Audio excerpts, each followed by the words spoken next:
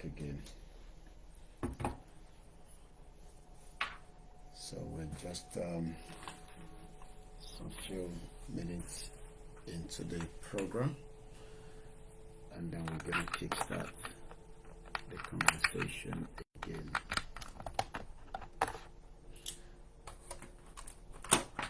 We have just about 2 hours láti fi ṣe presentation yìí, so I want you all to go along with me in this beautiful presentation that we have tonight.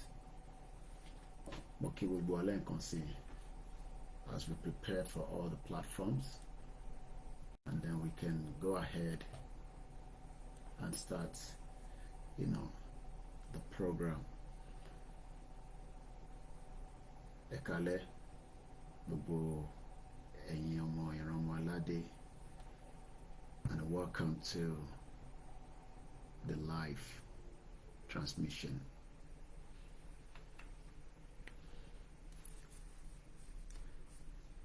Today is the 5th of October 2023, and we're still very good with the time. It's just about 10 minutes past 10 p.m. local time in London. Mo pe gbogbo ilé ń gbọ́ mi dáadáa kó tó di pé about the focus, I might not be looking at the comment. So I say good evening.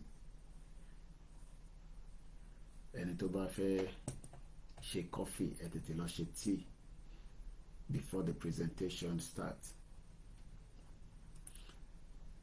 because it's going to be a lot of reading. So, and as soon as the bati bẹ̀rẹ̀, mo ní lè máa wo screen. So, mo kí Professor Akintoye tí mo fẹ́ lo presentation wọn lálẹ́ láti fi educate and enlighten us again tonight. Kí ni topic tá fi sọ̀rọ̀ lé lórí? It is called Towards the Yoruba Self-Determination. The Yoruba nation chooses the noble path to its noble goal. Professor Akintoye, a 35-page manuscript.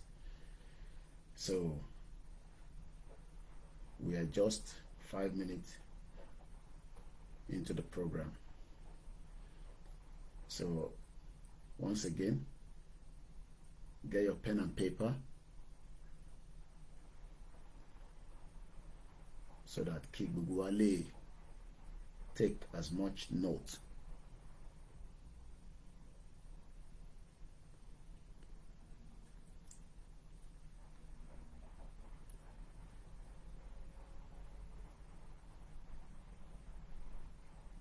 Mo kí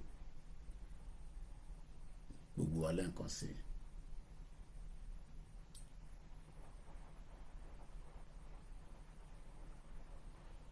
And I welcome you all. So, I believe all the platforms are ready to go, and we should now have ample of time to start the discussion. I'm going to try and raise my voice a little bit, but bear with me that it is already late and the voice might not be as sharp as it's meant to be, but I'll try my best. Okay, what's that? All right, we're almost ready to go into the conversation. You can also call somebody in. Kawagbo, what was the 35 manual page tí Baba Akintoye released some few years ago towards the Yoruba nation self-determination? A very good evening and welcome. We will not have time to start mentioning everybody's name, so There's no time for that tonight because of the time limit.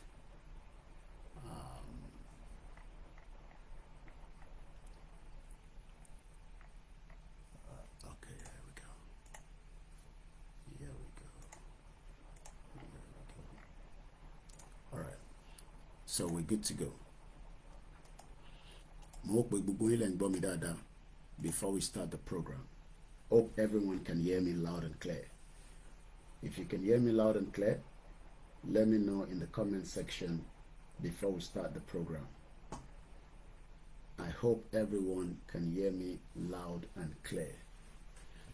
If you can hear me loud and clear, please do let me know in the comment section. Okay, thank you so much. All right. So I just need the other last screen in case I need to look into that screen.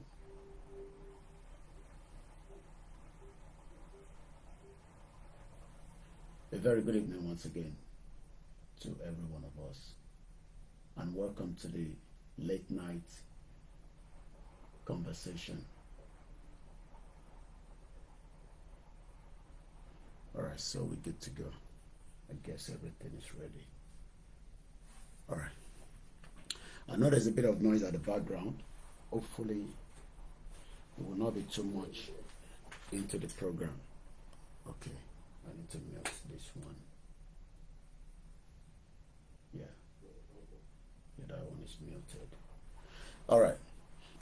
So, in Timothy Kai, Owani Ori website me, which is koikimedia.com, just in case you need a copy for yourself. Ede Gesi Lamafika, because Ede Gesi no what we call. This was about almost 2 years now. The document it Wanita.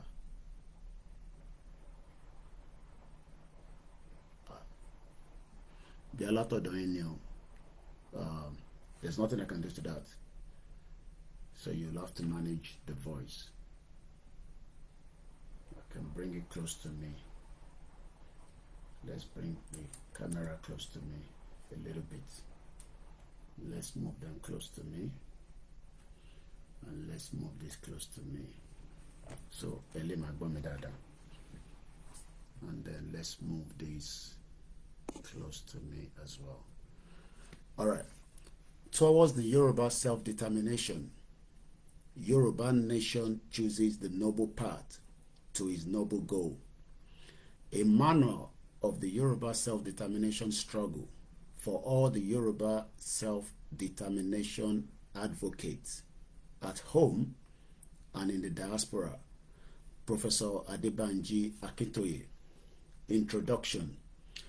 The following is a guide or manual for the use of all the Yoruba patriots engaged in the struggle for the Yoruba self-determination. It supplies to all the supporters of the self-determination struggle the kinds of information that they will need to prosecute the struggle, and it supplies guides to the struggle strategies and methods.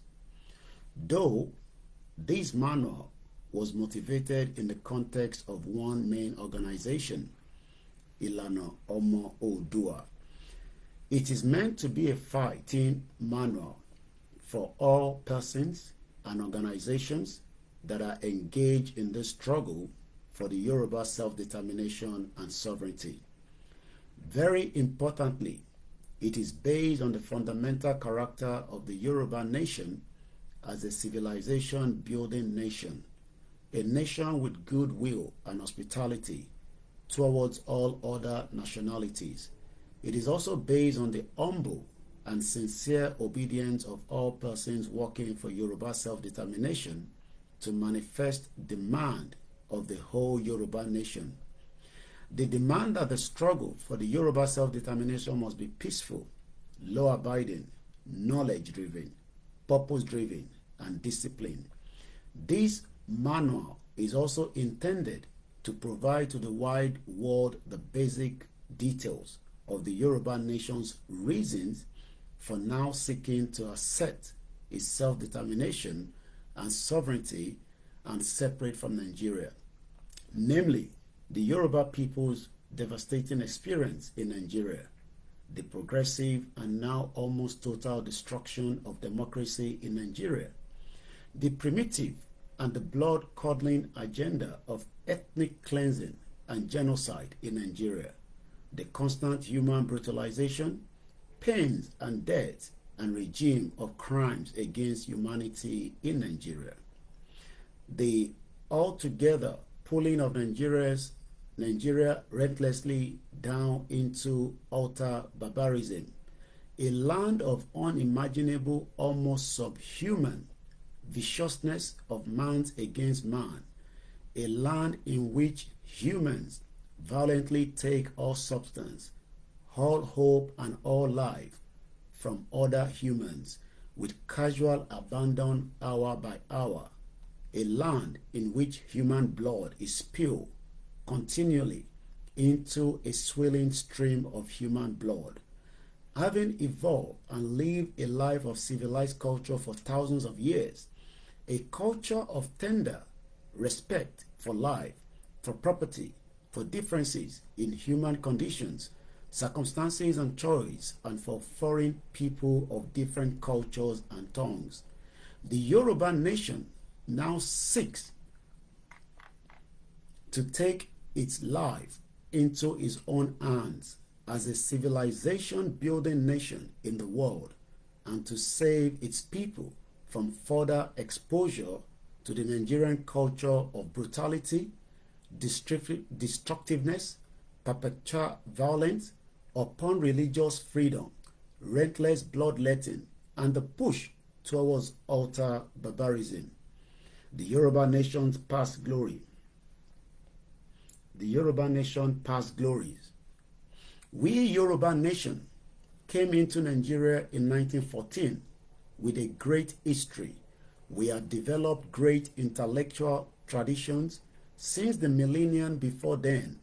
The best in modern research has shown that we, the Yoruba, had known binary mathematics and had been using it in times as early as 500 BC, which binary mathematics was not known to the Europeans until recent times, and which became the basis for making of the computer in the 1950s. Since the 9th century AD, we had been a progressively urbanizing people. By the time the first European explorer and traders came to the West African coast in about 1470 AD, we had already had large towns and cities in almost all parts of our homeland. Large towns and cities located at a short distance from one another. By the 18th century, we were one of the most urbanized peoples in the world. In our towns and cities, we had evolved a sophisticated and gorgeous monarchy system of government and socialite and individual norms known as Omoluabi, which clothed every individual with respect and a sense of duty, probity and responsibility, and a political system based on the profound ideas of democracy, such as fundamental beliefs that power belongs to the people, that only the people can select their rulers, that while the people honor their rulers, the rulers also seriously respect their people, that the individual has the right to express himself and contribute to decision-making in society, that the individual is free to choose, practice, and propagate his or her religious faith, that the foreigner deserves to be welcomed, accepted, and included, etc. We had also evolved sophisticated economic system featuring advanced farming, manufacturers, and craft, the foremost art tradition in Black Africa, and a commercial culture featuring great trade in our homeland, as well as commercial links and the diaspora trading communities across most of tropical Africa. When the European missionaries brought Christian message and Western education to Africa in the mid-19th century, our urban civilization made it possible for our Yoruba land to benefit much faster from the education than any other part of Africa. The first newspaper, Black Africa, was published in our city of Abeokuta in 1859, and others soon follow in some of the other cities.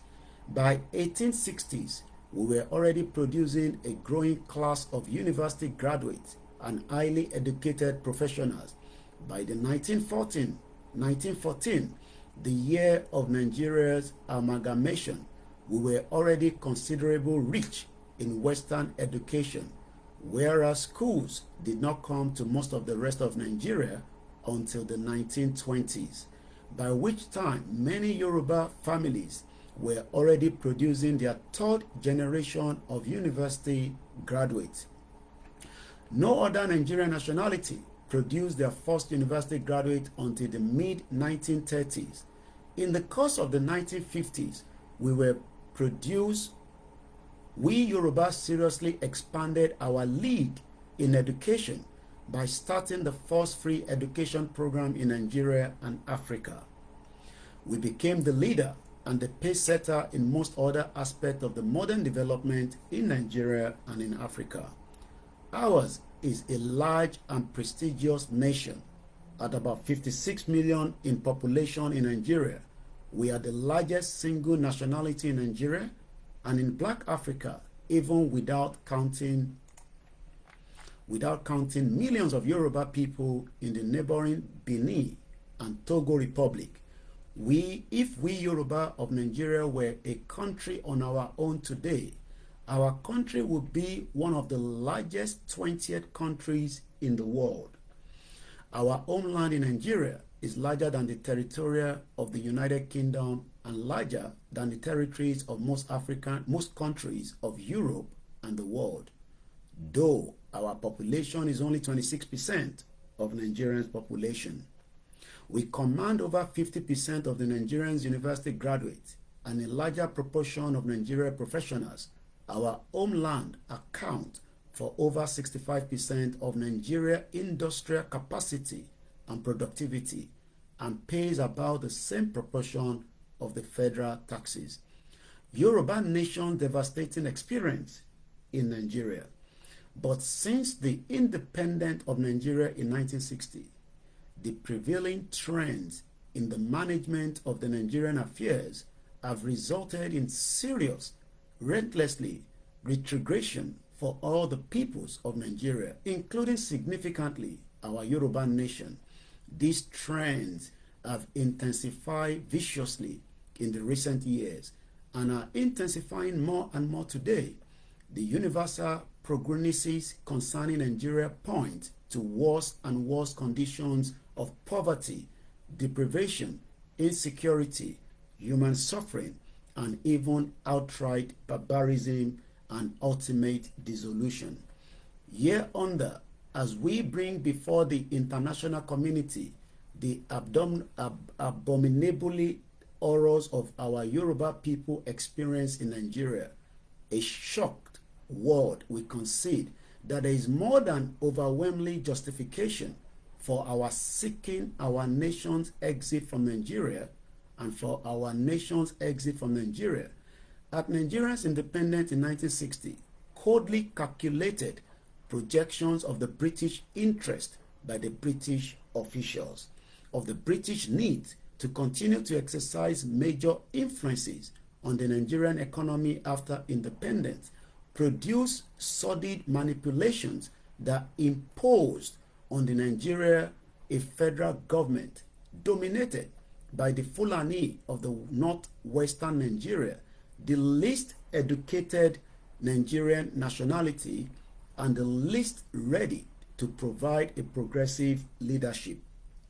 To an ambitious modern country like Nigeria, Fulani fears of the much more educated Nigerian peoples, especially the Yoruba, the Igbo, and some others, became the driving force behind the management of Nigerian affairs.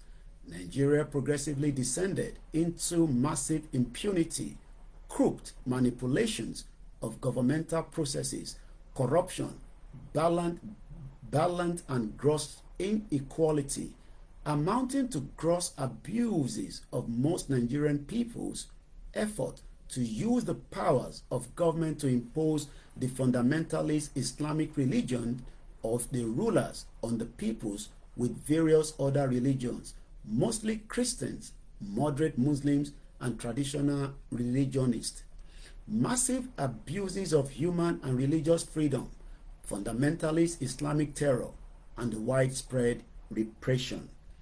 Most of these being inflicted on Nigerian people during the long stretch of military dictatorship led by the northern military dictators. In 1973, a military dictator called for elections in response to the popular demand for return Nigeria to civilian rule. A rich Yoruba philanthropist won the presidential election resoundingly, surprisingly, even in regions beyond his Yoruba home base. But just as the final election results were being announced, the military dictator showed up on the national television and announced that the whole election was being annulled without giving any reasons for the annulment. A mightier democratic uproar, mostly based in the Yoruba part of Nigeria, greeted this announcement overwhelmed. He reigned and handed over to a handpicked civilian, not the winner of the election. But another military officer stepped in and took over from the hapless civilian and then proceeded with utter violence to suppress. The democratic response state created assassination gangs, went after members of the Yoruba political elite, killed many of them in their homes or in the street, and forced very many to flee abroad, where they lived as poor groups of exile in various foreign countries for years until the killer dictator died suddenly in the mid-1998. Inevitably, we Yoruba nation became intensively devastated by the deepening disaster of the Nigeria. The military dictatorship seized important Yoruba assets that had been created in the 1952-1962 democratic era in the western region, schools and hospitals that had been established by the state government, private agencies, and individual persons that had enjoyed very competent management by their founders. They are also seized the proud university that the Yoruba people had built in Ile-Ife in 1959 to 1962, as well as the Yoruba Crop Export Management Systems, radio and television institution, even the Yoruba Regional Sports Stadium, etc. Most of such assets were then poorly managed or deliberately allowed to decline or even perished. Even though the Yoruba region continued to be the region commanding most of Nigeria's crumbling economy, ever-intensifying poverty became the lot of the Yoruba people themselves. The quality of the Yoruba political leadership rapidly declined as many Yoruba leaders became stuck into the insensitive and horribly undemocratic governance and the arrogant and all-pervading public corruption that have become characteristics of Nigeria. In these circumstances, the Yoruba people have been seriously hampered from exercising the spirit of enterprise and service to society for which their nation has been proud throughout its long history. In Nigeria, that is a control by the people with appetite or even hostility to modern Western education. The quality of the Yoruba education has been essentially destroyed. Yoruba language has declined and now, according to the scholars of language, faces the threat of extinction. To destroy Yoruba knowledge of and the pride in their history, a Nigerian federal military government prohibited the teaching of history in schools. Agriculture became neglected until farming has come to have in the Yoruba region the image of an occupation fit for the aged, the poor, and the illiterate. until Yoruba land came to depend mostly on food importations. By 1962, cocoa export by the Yoruba farmers were the main source of funding the Western region, ambitiously development programs, and the main foreign exchange earner for Nigeria. By the early 1980s, the Yoruba cocoa export under the hostile control by the military dictatorship had dwindled almost to zero. With the economy depressed, unemployment has escalated relentlessly among educated Yoruba youth, forcing many to go into crimes, into drug abuse, or into criminal court, and forcing many more to flee the country, to flee to other countries in the world. Yoruba youth are regularly among West African youths who, in desperation, attempt to reach southern Europe through the Sahara Desert and the Mediterranean Sea, who regularly died in droves in the desert and in the sea, or end up in slavery in countries of the Maghreb. In summary, the Yoruba people are experiencing a degree of poverty, of loss, of moral, of hopelessness, of disorientation, unknown before in their history, in spite of their very strong cultural unity, in spite of their tradition, unity around many exalted principles. The Yoruba almost constantly looked disunited and conflict-prone in Nigeria, largest in population in Nigeria and in Africa, the most educated in Nigeria and Africa, and a nation with a very large influential diaspora in most countries of the world. The Yoruba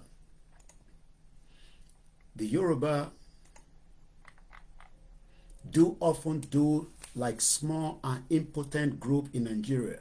Increasingly, the Nigerian experience confront the Yoruba region with the probability of a devastating revolt among the huge masses of its educated but unemployed and neglected youth. Ultimately, the worst degradation suffered by the Yoruba nation in Nigeria began in 2014.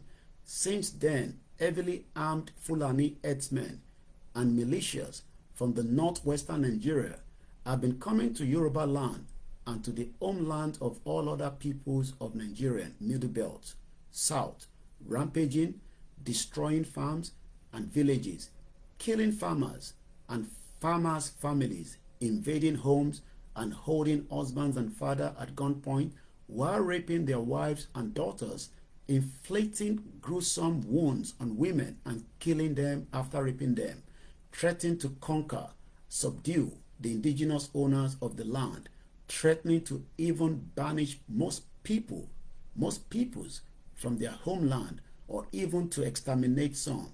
Hard to believe the Nigerian federal government, the only controller of security forces in Nigeria, military, police, and secret services, stolidly ignore these criminal activities of the Fulani marauders and terrorists, and seem, in fact, to have ordered the security forces not to interfere with the marauders and terrorists, with the result that marauders and terrorists are able to carry sophisticated assault rifle publicly. The Fulani herdsmen and the militias have been coming to seize land all over the Yoruba land, threatening to banish the Yoruba from their homeland, and having been bringing countless Fulani flocks from other countries of West Africa to seize and possess land in Yoruba land and other territories of the Middle Belt and the South. Many Yoruba farmers have been forced to abandon farming altogether. Yoruba entrepreneurs who embark on modern farming enterprise are regularly targeted and their enterprises destroyed, burnt down, otherwise vandalized by the Fulani marauders, and the farm owners themselves killed. The intensive marauding in the Middle Belt, where the killings have been most virulent and where hundreds of thousands of farming people have been displaced from their villages to internal displaced people's camps, threatening to cut off most of the traditional Middle Belt food supplies to the Yoruba Southwest and other parts of the South. United Nations agencies are predicting a devastating famine in Nigeria, and Yoruba land starting from the late 2020.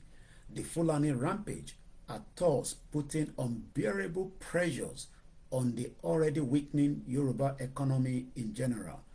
Even the large Yoruba cities have come under these disasters too, as millions of uneducated and unskilled youth, as well as masses of beggars, have been deliberately pushed by some influential Fulani persons to migrate to the Yoruba southwest, where they are building up into devastating burden on the Yoruba society and economy. Having deliberately failed to provide modern education for their people, the Fulani leadership of the Northwest is now pushing millions of their uneducated and unskilled youths, as well as beggars, to the south, especially to the Yoruba southwest.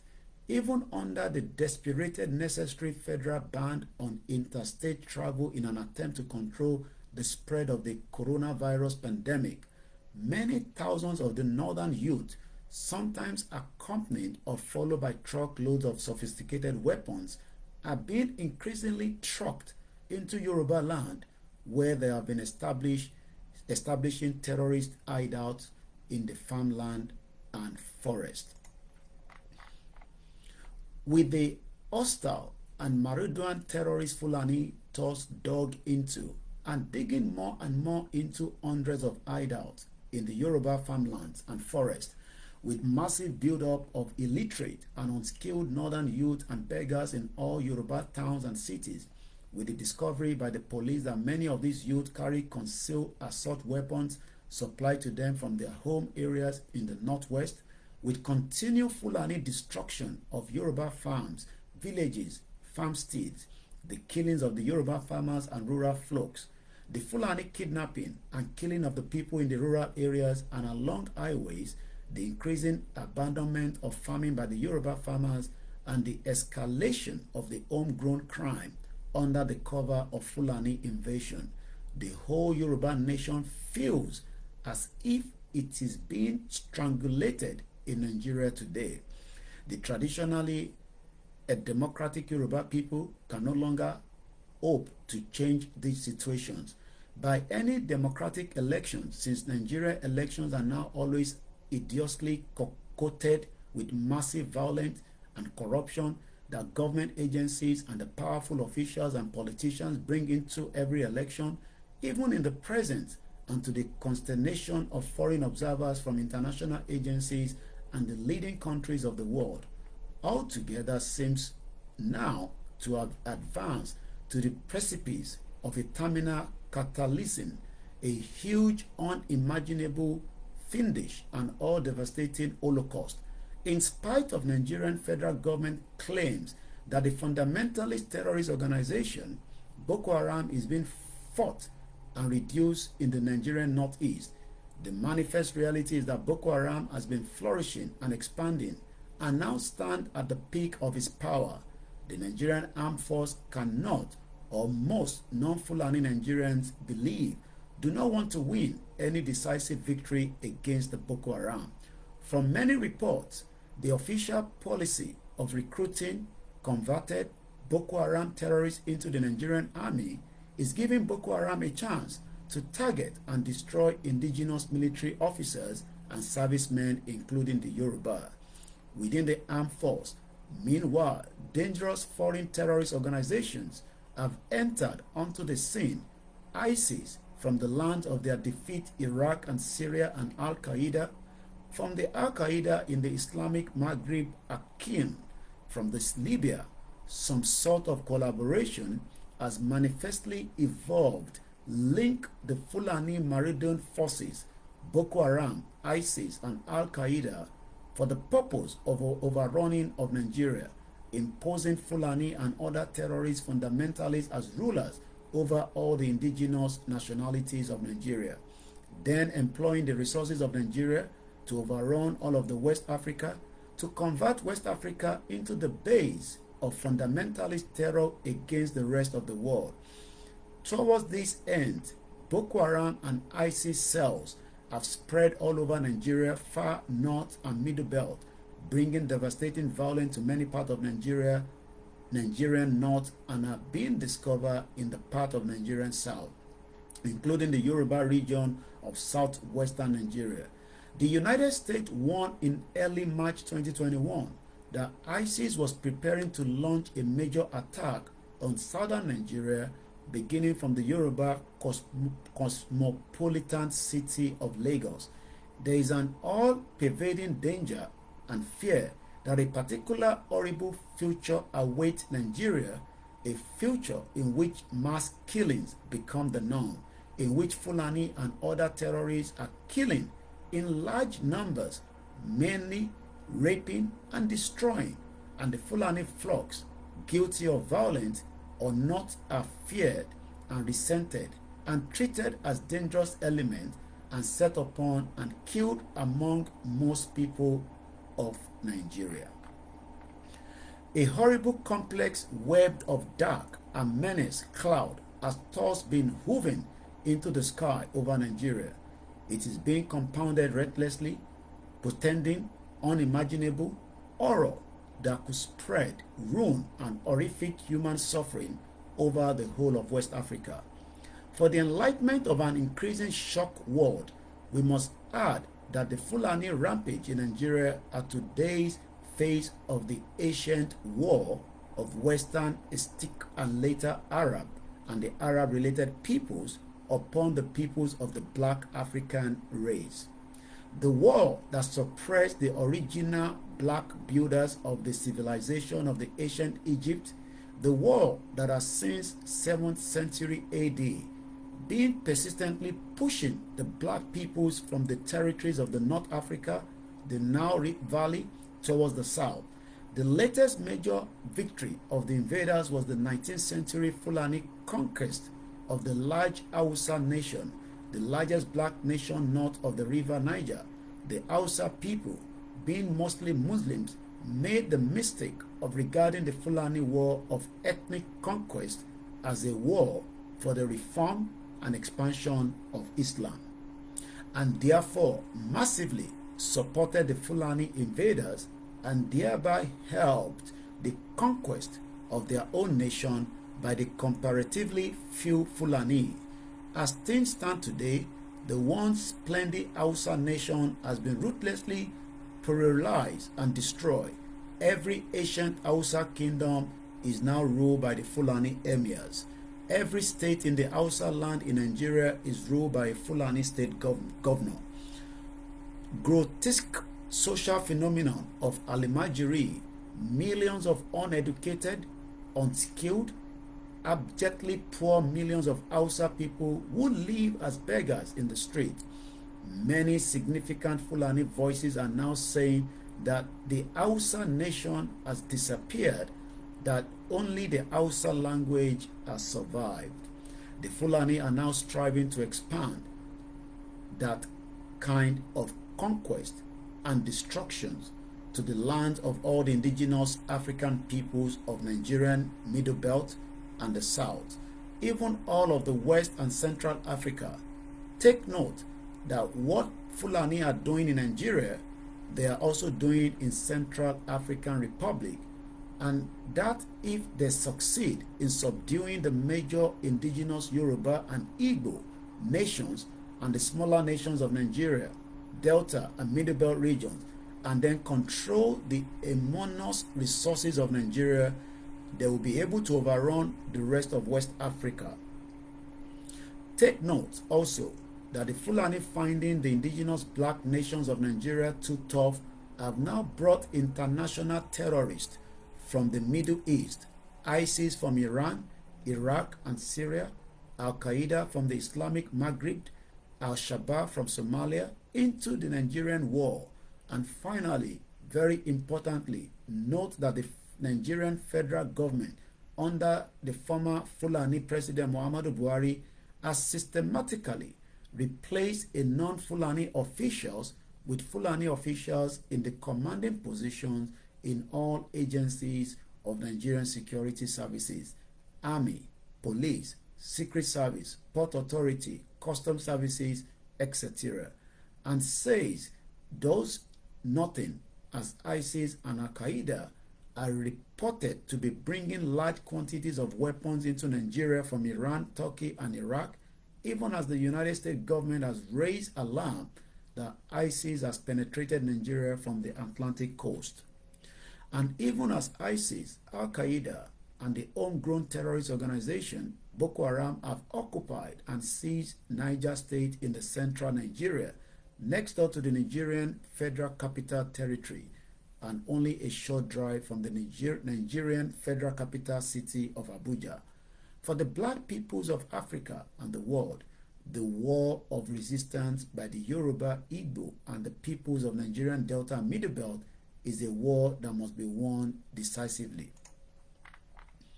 A brief historical outline at this point will help the readers understanding of the whole Nigerian situation. The constitutional framework for all the aberrations in management of Nigeria is the gradual and the relentless destruction of the federal order under which Nigeria had become independent in 1960.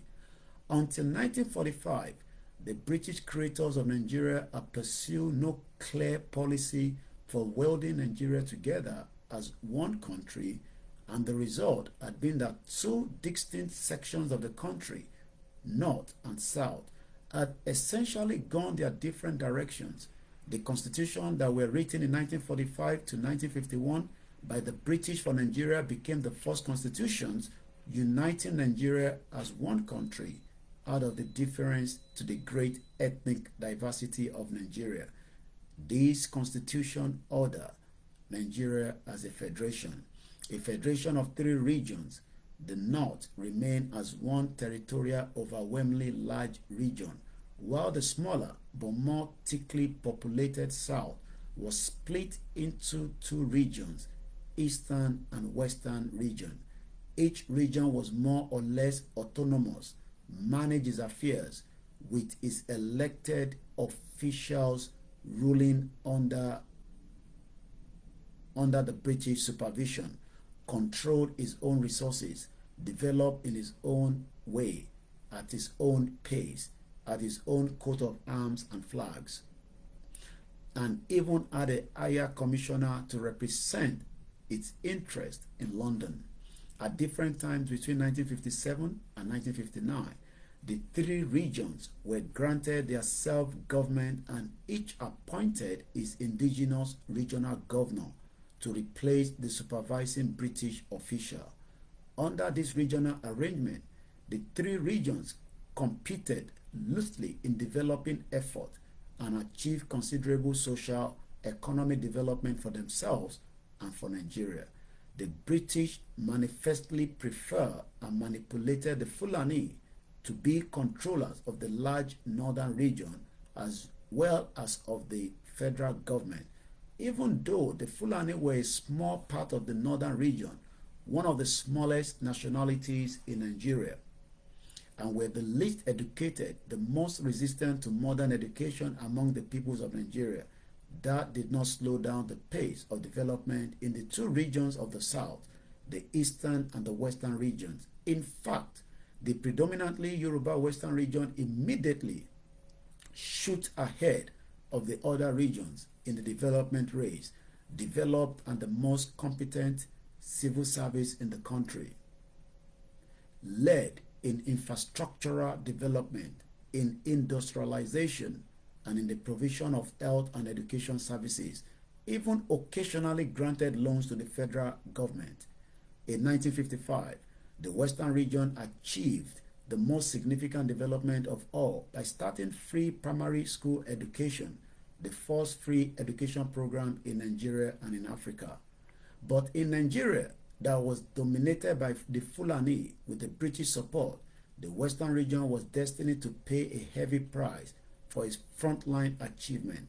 The British colonial officials developed a more or less open hostility towards the Western region's Yoruba leadership and saw the Western region achievements as questioning the competence of the British colonial government and as a poise to obstruct British influence in Nigeria after independence.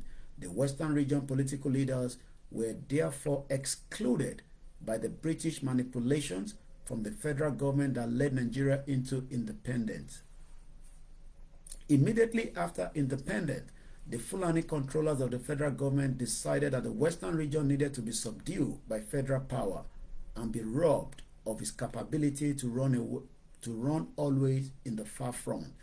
This resulted in the federal covert operation, which, assisted by the British, split the typically disciplined Yoruba political leadership of the western region. The federal government then hurriedly barged in, declared that law and order had broken down in the western region, declared a state of emergency, there imposed a federally appointed sole administrator, sent the topmost Yoruba political leader to prison on the trumped-up treasonable charges. That was the beginning of the attack on the regional autonomy and on the federal principle in Nigerian affairs, and the beginning of the misfortunes of the Yoruba nation in Nigeria. After lifting the emergency, the federal government engaged in crooked effort to impose over the western region rigged elections. Some persons who were prepared to be servile to federal and Fulani control. Outraged Yoruba youth burst out in the late 1965 in a powerful and stubborn revolt that shook Nigeria to its foundations. The collapse of all order led to the first military takeover of government in Nigeria, and started over 3 decades of military coups and military dictatorships. Since the northern controllers of the federal government had ensured a northerner predominantly among the military officers, succeeding coups were led by northerner officers, and resulting military rulers collaborated with the Fulani political elite to gradually suck all power and resources control into the hands of the federal government, and to fragment the old regions into smaller, impotent states. In summary, to the foist a northerner or a Fulani dictatorship upon Nigeria. In 1999, all the over-centralization was finally enriched in a constitution which a northern military dictator unilaterally produced and imposed on Nigeria by a decree claiming that it was written by we the people of Nigeria. Virtually all significant leaders of the peoples of the South and the Middle Belt, constituting about 75% of the population of Nigeria, have denounced the 1999 Constitution as a fraud and demanded constitutional restructuring that will return Nigeria to federalism. A visiting United Nations rapporteur commented in 2019 that the Nigerian 1999 Constitution is a pressure cooker for injustice, protest, and conflict. By the federal controllers have not only truculently rejected restructuring, they have meanwhile adopted utmost impunity in appointment of federal officials, resulting in the very troubling outcome, as we said before, that as the beginning of the 2021, under the Fulani president of Nigeria, the Fulani and the allied northerner element head all the security agencies in Nigeria. The military, the police, the secret services, the port authority, the custom services, the immigration, the federal judiciary, etc. By law, individual Nigerians can only buy foreign exchange from persons holding the license to sell, and in all part of Nigeria, such licenses are Fulani or Hausa. No aspect of power or resources control is allocated exclusively to state government. The federal government is given control of the full 68 constitutional subject of power and control, called the Federal Exclusive List. Out of the 98 items in the Constitution, the remaining 30 items are classified as concurrent list. That is subject over which the federal and the state government concurrently have control, with the provision that whenever federal and state interests collide, the federal shall take the precedence. The state government are thus given exclusive control over nothing in the 1999 Constitution. For instance, the state governor is described as the chief security officer of a state, but the federal government also has power over the security in the state, and the Fulani-controlled federal government can therefore countermand whatever security measure the state governor authorized in a state. Altogether, this is an apartheid system of government with small section of Nigeria holding to all power and control, and the indigenous peoples of the country, amounting to 75% of Nigeria's population, being ruled as conquered peoples. The ongoing invasion of the homeland of all indigenous peoples of Nigeria by the armed Fulani herdsmen working with the Fulani militias from all over West Africa, plus the collaboration of these with Boko Haram, ISIS, Al-Qaeda, put the imposition Fulani appointment on all security agencies in Nigeria, plus federal authority countermanding state security measures for protection of state citizens, all together are designed to facilitate, complete the total subjugation of all the indigenous peoples of Nigeria. This is a Fulani ethnic agenda, but the infusion by the Fulani of some Islamic purpose into the whole picture is helping to confuse some Muslim citizens of the invaded territories, and therefore somewhat helping the invasion.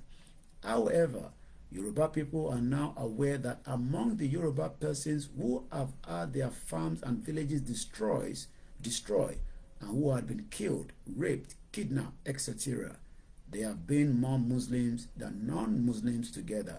Moreover, in the statement which the Fulani organizations, Fulani Nationality Movement, Mayati Allah, and others frequently issue to threatening the indigenous peoples of Nigeria, Yoruba Muslims are always described as infidels, unreliable people, and persons deserving to be killed and destroyed. Therefore, all Yoruba people, Muslims, Christians, Isheshe, are now fully aware that the Fulani invasion is simply a Fulani ethnic invasion, has no sincere Islamic purpose, and is only using Islam as its ideological weapon. The total picture as it has fully developed then is as follows. The Nigerian federal government under the Fulani president of Nigeria is relentlessly being turned into an instrument of the Fulani ethnic group and its agenda. Fulani and other militiamen imported in large masses into Nigeria are masquerading as herdsmen, all armed with sophisticated weapons, are ruthlessly ravaging the homeland of the indigenous peoples of Nigeria, including surprisingly the Hausa people, whose homeland the Fulani control since the 19th century, and killing men, women, children, destroying farms and villages and other assets of rural life, making a point of raping every woman in order to destroy the sense of self-respect of the various peoples, cutting down or burning tree crops, uprooting and destroying root crops, kidnapping people, extorting large amounts of money for ransom, killing kidnapped victims even after ransom had been paid. In all this, to say that these Fulani marauders are herdsmen and not terrorists in this situation is to perpetrate and promote a dangerous and destructive falsehood. Democracy has thus been effectively killed in Nigeria. The situation, the elections are no democratic exercise. They are mere affirmations of the despotic imposition of control by small section of Nigeria, and to repeat, they are always executed with massive official manipulations and rigging, massive use of bribes to electoral officials, massive buying of vote, and massive use of violence. To ensure maximum effectiveness for their invasion, the Fulani terrorists began in 2019 to collaborate with the well-known terrorist organizations Boko Haram, ISIS, Al-Qaeda, and Al-Shabaab. By 2020, terrorists from these organizations were already in the company of the Fulani terrorists. terrorizing all indigenous peoples of the northern Nigeria, and were soon identified in the far southern places like southwestern and southeastern Nigeria. The Fulani-led federal government of Nigeria never intervened to resist any of these terrorism. In fact, the experience of the victims of the terrorism has commonly been that federal security agencies hardly ever intervene to protect them against the terrorists. In fact, the operatives of the federal agency are frequently reported as colluding with Fulani killers. A former non-Fulani Nigerian Minister of Defense, General T.Y. Danjuma, publicly alerted non-Fulani Nigerians in 2019 that they must cease open and waiting to be protected by the federal security agencies, that the Nigerian military was not only not defending victims of the Fulani terror, but actually colluding with the killers, that the victims should defend themselves and their homes, and that those who rely on the federal agencies to defend them would all simply be killed one by one. Moreover, whenever any non-Fulani people take any step for defending themselves against the Fulani and other terrorists, the Fulani-led government intervenes immediately to countermand such measures. For instance, when the state government of the Yoruba Southwest largely created a local defense organization named Amotekun, the federal government denounced it as illegal and proceeded in various ways to make it ineffective.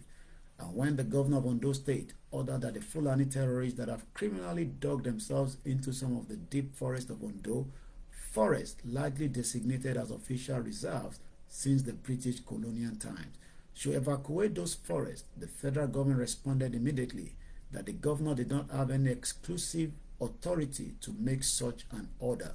The Nigerian police will not order the disarming of the Fulani marauders, but it has the order the citizens in the embattled regions should surrender any guns that they might possess, including guns that any of their citizens have license to possess. Officials of the federal government have repeatedly advised non-Fulani peoples to save their lives by simply surrendering their land and freedom to the Fulani-led terrorists. Ordinarily, Fulani organizations such as Miati Allah are thus able to threaten even the state government for daring to make laws protecting their citizens against the Fulani terror. The Fulani are constantly threatening that they are prepared to keep this terror campaign going for years, decades, or even centuries, if necessarily, until they have seized all the land of the peoples of Nigeria, until they have subjugated or exterminated the owners of the land. By the early 2021, the Fulani elite of the northwestern Nigeria, obviously surprisingly by the escalating strength of the homeland self-defense that was being demonstrated by the South against the Fulani and their allied terrorists, began to elevate and thereby expose their suspicious support for the Fulani terrorists. While no member of the Fulani elite has ever condemned or even seemed to notice the Fulani outrage in the South, many of them began a campaign of condemnation against the southern victims of Fulani terrorism who were defending their homes. Many Fulani elders organizations and the state governors and others have been striving hard to turn the truth upside down and to paint the Southerners and not the Fulani as the destroyers of peace and security in Nigeria. Leaders of the Fulani-led northern organizations even call on the federal government to deploy the army to the southwest for the purpose of defending northerners in the south, and the state governors of the Fulani-led north of Nigeria issued statements claiming that the defensive attacks on the Fulani marauders in the south were destroying the spirit of the peaceful coexist in Nigeria. One governor made the alarming statement that the Fulani herdsmen have been carrying AK-47 rifles because they need such weapons for self-defense, and that herdsmen in deep Ondo State forests are not subject to authority of the Ondo State governor. In his way, the Fulani elite have left no doubt at all about the true root of and source of support for the Fulani invasions of the Middle Belt and the South and the involvement of foreign terrorist groups, ISIS and Al-Qaeda. In the terrorism in Nigeria, because of the universality nature of Yoruba civilization, many Yoruba persons have been hesitant to believe that the Fulani Maridwin has been a planned invasion. But now, most of such Yoruba persons are no longer deceived. The Fulani elite have now totally destroyed any basis of confidence or hope that the peoples of Nigeria can ever again coexist peacefully in this same country of Nigeria. As the matter stands today, even though some of the nationalities under attack are bravely putting up various levels of resistance, the combination of the Fulani Maridwas and the international terrorist organizations with various kinds of assistance by the Nigerian federal government agencies and the Fulani political elite, it succeeded considerably in disrupting most part of Nigerian Middle Belt and South. Thousands of citizens of the Middle Belt ate piling into internal displaced people's camp. Unknown before in Yoruba history, some thousands of Yoruba people violently displaced from their villages and farmland are showing up as refugees in countries beyond Nigeria. The disruptions are thus beginning to spread beyond Nigeria to other countries of West Africa. Fundamentalist terror is beginning its spread from Nigeria across West Africa. In general, the Fulani-controlled federal government concerns itself very little with social economic development or defense of citizens and focuses most of its energy on controlling, coercing, subduing the citizens and the peoples of Nigeria. For instance, its effort to control and subdue the masses of educated youth of Nigeria in the south having given birth to a grotesque unit of the federal police, the unit known as SARS. The function of SARS has been to keep the masses of educated youth successively peacefully by going after them with unimaginable brutality. SARS operatives commonly stop youth in the street and very roughly or even violently handle them or even kill some. SARS operatives will stop a public bus and order the youth in need to disembark for questioning and searching. Commonly in such encounter, possessions of books or sophisticated telephones or laptop computers is taken as proof that the young man or woman is involved in the criminal activities and has sufficient reason to arrest, beat, or even kill him or her. Especially in the state of the Yoruba Southwest, very many families have horrible stories to tell about the bestialities and murders that their sons and daughters have suffered in the hands of SARS operatives. At last, in October 2020, the youth started peaceful protests aimed at getting the federal government to scrap SARS. The biggest protests occurred in the cosmopolitan Yoruba city of Lagos. These were mostly educated youth, many of them university graduates, and their protest was impressively peaceful and orderly. If, for instance, they generated some trash, when they stopped to eat and drink on the street, they never move on without clearing up the trash. Members of the public were so impressed that many came out to give gifts of food, drinks, even money to protesters. But then on October 20, 2020 evening, as the youthful protesters were sitting in a popular road patch at the Lekki toll gate, waving small Nigerian flags and singing the Nigerian national anthem, soldiers of the Nigerian army suddenly arrived, started to shoot into their midst. How many youths were killed that evening has not been verified. Because the official cover-up has been very strong, the government and the government agencies claim that there were no casualties, but eyewitnesses, international media bodies witnessed at ongoing Lagos State official public inquiry, and parents have been instantly claiming that many corpses from the scene of the shooting were received in certain Lagos hospital that night. That this day is the character of the Nigerian governance. Growing international interventions in the Nigerian situation. From about mid-2019, Representatives of the Nigerian Indigenous National Alliance for Self-Determination, NINAS, of which the Yoruba Nation is a strong member, began to make serious contact with high-level officials of the United States government in Washington, D.C., as well as the United Nations headquarters in New York.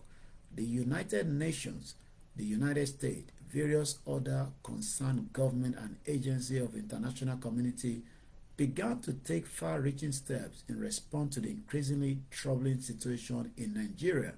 Examples include, number one, in August 2019, the United Nations Special Rapporteur on Nigeria, Agnes Clamart, led a visitation to Nigeria to investigate widespread killings, rapes, kidnappings, and extrajudicial killings going on in Nigeria. In September 2019, she wrote in a report that the constitutional arrangement of Nigeria as enshrined in the 1999 Nigerian Constitution were like a pressure cooker for injustice, and Nigeria was now a threat to global security, because should Nigeria of 200 million people unravel due to those pressures, the world would have an unprecedented refugee crisis to manage. The global terror networks, including ISIS and Al-Qaeda, that were already involved in Nigeria, will step more fully into the large swath of ungoverned space that will emerge in Nigeria and might thereby reinvigorate their global terror camp.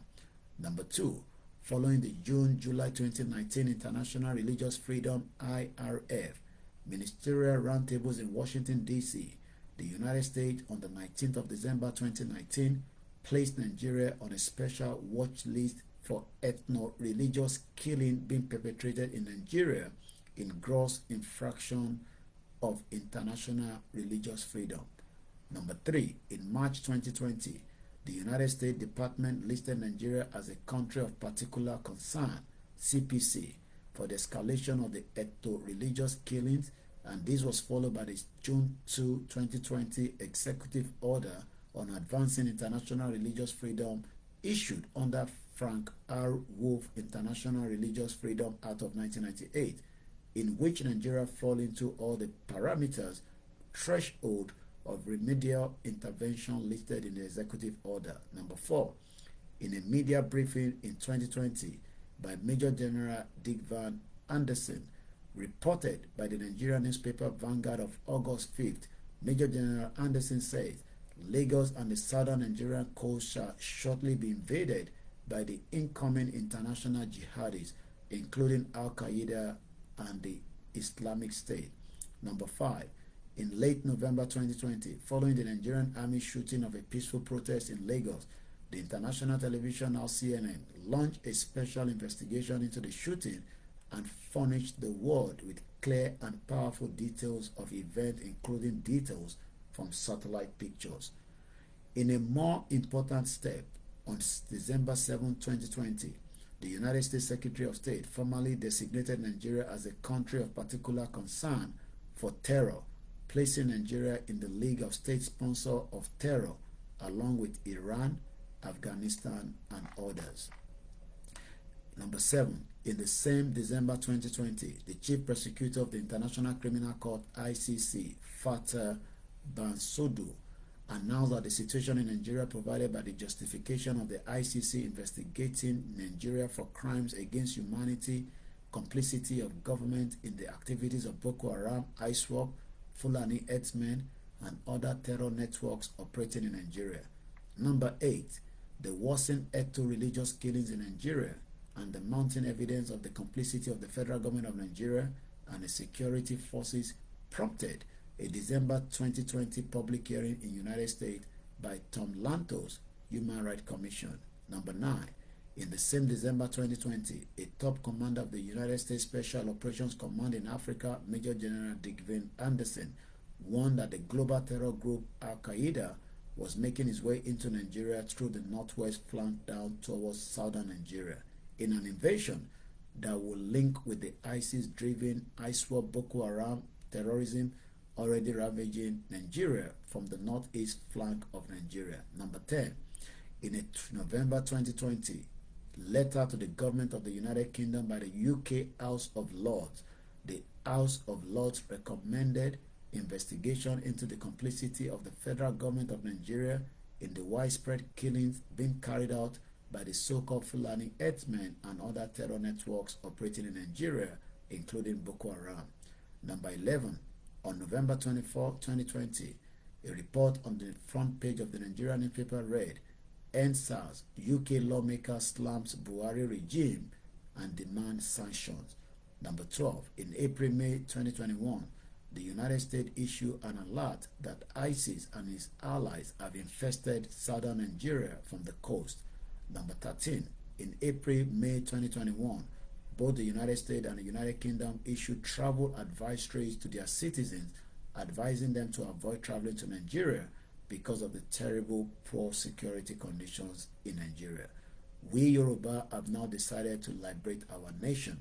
We Yoruba nation do not want to continue to be partakers in this prolonged and escalating barbarism in Nigeria, or to be partakers in the ultimate and imminent Nigeria catalysm. Over 55 million Yoruba people are product of a very ancient urban civilization, of an outstanding culture that has been imitated, emulated more and more across the world, of the very old tradition of religious toleration, harmony, calm, of deeply respected hospitality to all foreign nationals, and of a great ambitions to be part of the modern world and to give mightily to human civilization. Two American researchers, Gerard McLaughlin, Clarence Bouchard, who recently did a study of Nigeria for an agency of the American government, wrote, "The Yoruba serve as a modern example of coexistence, since many Muslims and Christians and animist Yoruba dwell peacefully, not only in the same cities, but also in the same household." A London University scholar, Professor G.D.Y. Peel, at the end of many years of studying Yoruba land in Nigeria, wrote the following memorable statement in 2016 article. "The Yoruba greatly pride themselves on their religious toleration. It is an outlook that has roots in their traditional religion. The tree which has yielded the poisonous fruit that we see in the Boko Haram could never grow in Yoruba soil." He also wrote that the Yoruba people are characterized by an unusually focused push for modern development. Yoruba people want to control their self-determination in order to be able to keep Nigeria's looming horror away from their homeland, and in order to be able to develop in their own way, at their own pace, as a significant part of the modern world, in loyalty to the ancient Yoruba culture of hospitality, help to foreigners, peaceful non-Yoruba Nigerians, Fulani, and all other Ito peaceful residents in our Yoruba land, and are willing to continue so, no matter their nationality, can be sure of our hospitality, protection, even friendship now, and we enjoy the protection of the laws and other assets of the Yoruba nation state, to live their lives, raise their families, and pursue their occupations, businesses. We Yoruba people therefore deserve the understanding and support of the rest of the world in our noble venture of self-determination. In spite of all our devastating experience in Nigeria, we Yoruba nation and the people harbor no malice, no hatred, no bitterness, no grudge against Nigeria or against any Nigerian people. We are taking some civilized and cautious steps just now for protecting our farmland populations against the Fulani destructions of the farms and villages, against killings, raping, and kidnapping. The centerpiece of this state is Amotekun, under which some carefully selected persons have been properly trained and led to contain marijuana crimes in the Yoruba farmland.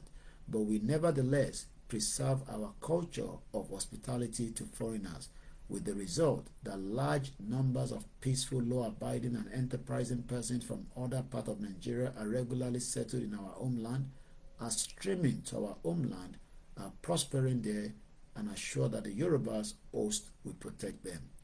Most Yoruba people now strongly desire their Yoruba nation self-determination, autonomy, sovereignty, separate from Nigeria. For us, Yoruba, this is a noble goal, and our nation's guiding philosophy is that those who seek the noble goal must seek to reach it by the noble path, the path of love, peace among men.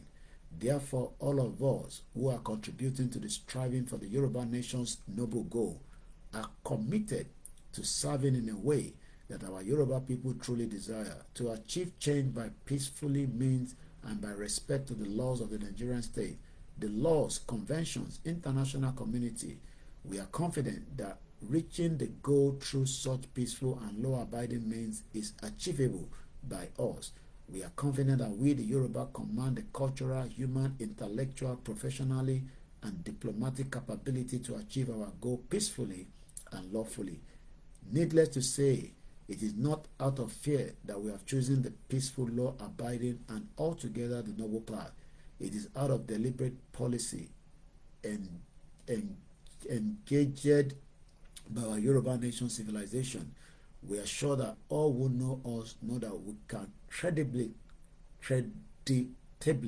successfully defend ourselves if we are compelled to. What we are saying is that there is no need to compel us, no need to start violence and war over a change that is now obviously inevitable.